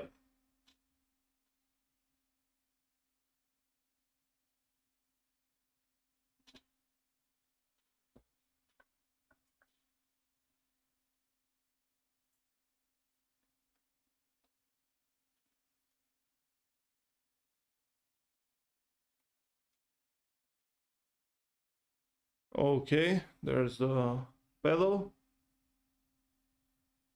I'll just make the other insert blue with pen.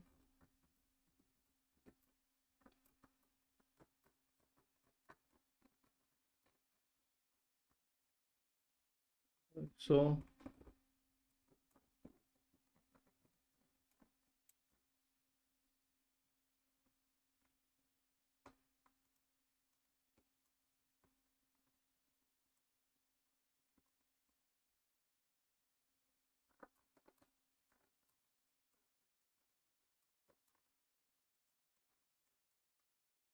And there it is. There we have the pedal. Now let's see what we can do about the cap. I need to clean it up a bit.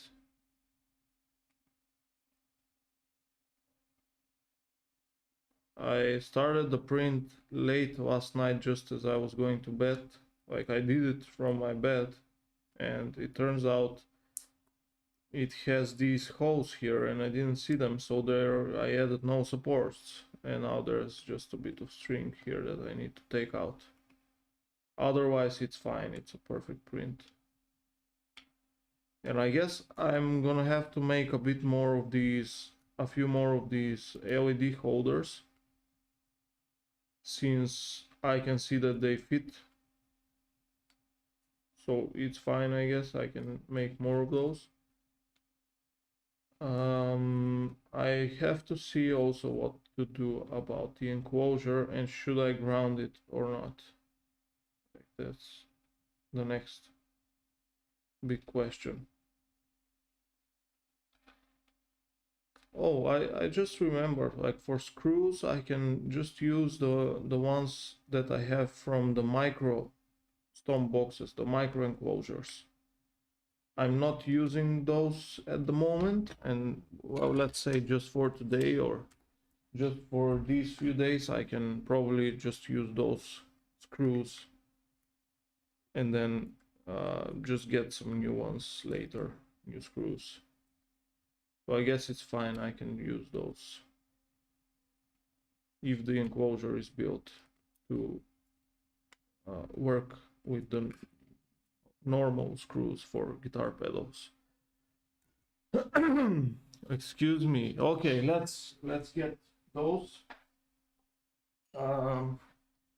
Here's one of those boxes. I need a screwdriver to unscrew them.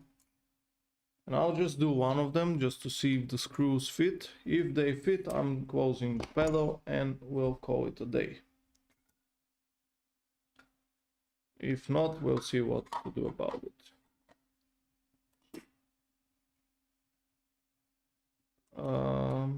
Looks like it's gonna fit. It's gonna be a tight fit, but it's gonna fit probably. Yeah, and since it's plastic, I can probably do this only a few times, like 2 to 3 times total.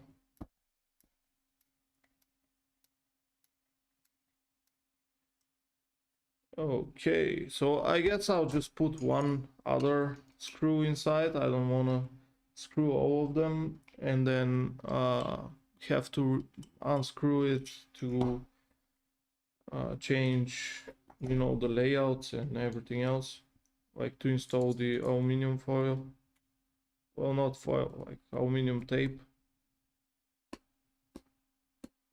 I guess that's gonna happen later.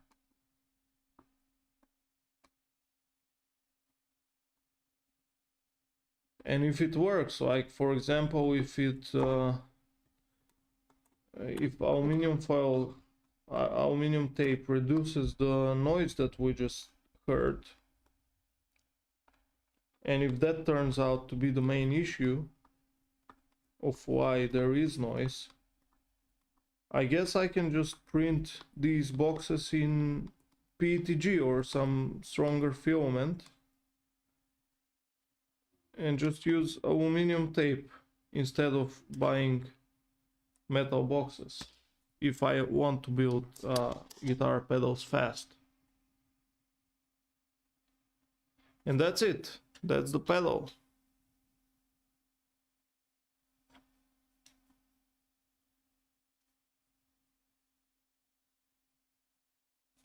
That's the final pedal. Now let's see. I'll just plug it in again. I'll set up the microphone here on the ground and I'll change the camera as well.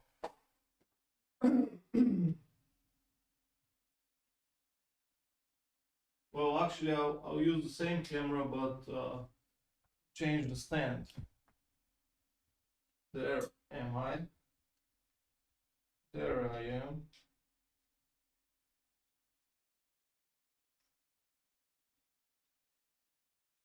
Okay, I can also turn off the fans now.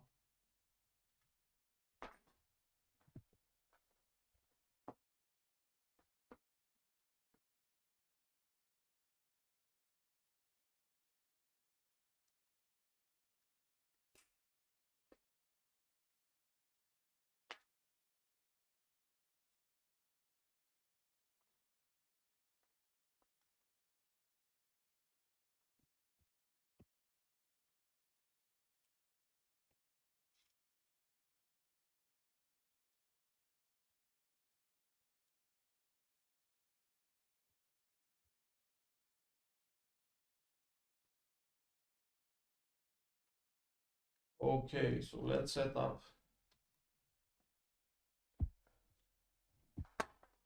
Let's set up the camera. Where do we want it? We want it pointed at the pedal, which will probably be, let's say, here.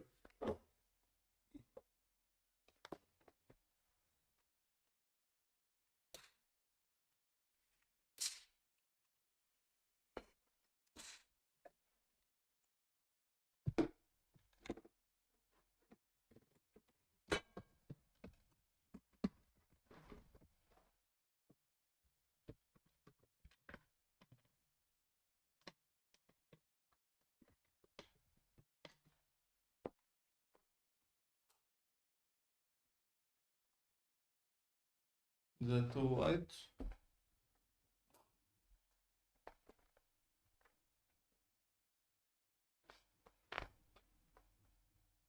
Okay, let's do that. And so this is the guitar input, rather output, and the power.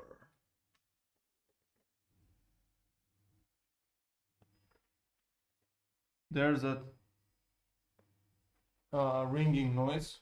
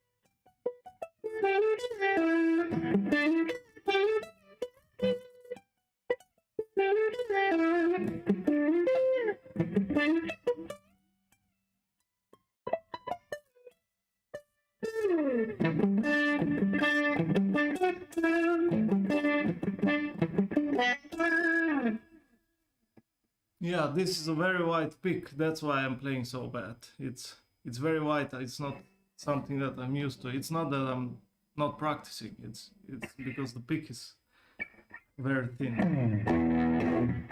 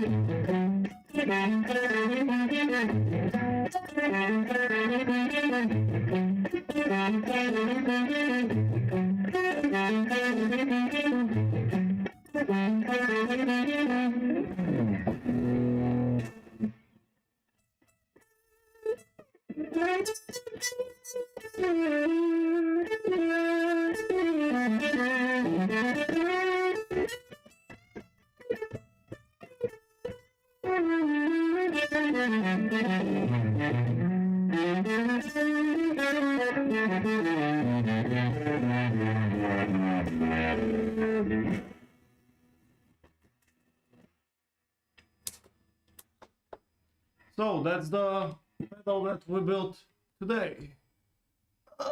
Why is it so light there?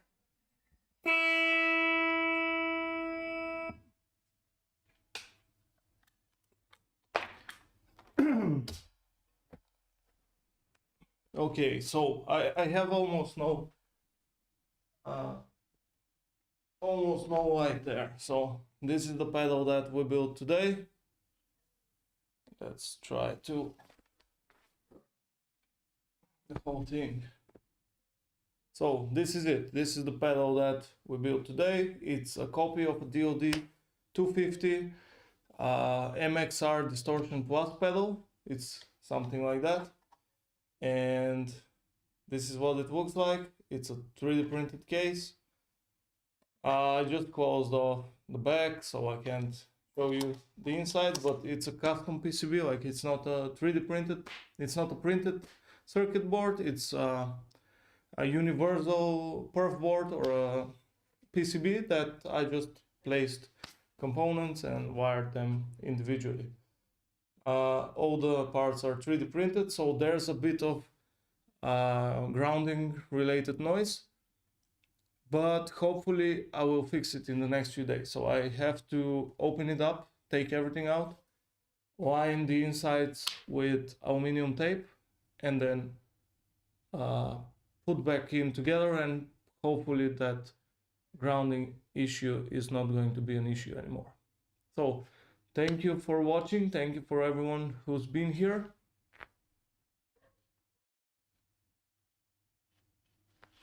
And yeah, I'll see you next time. That was the audio demo that you just heard a while back. I didn't play it very good, but I'm missing a few more pedals, you know. It's not my practicing or anything else. It's, you know, the pick was very flimsy, and then it's just one pedal. I need like 10 pedals to play well, so I'm just messing around. So this was the DOD 250 built with an LM741 operational amplifier. That's it. I'll see you in the next one. Bye.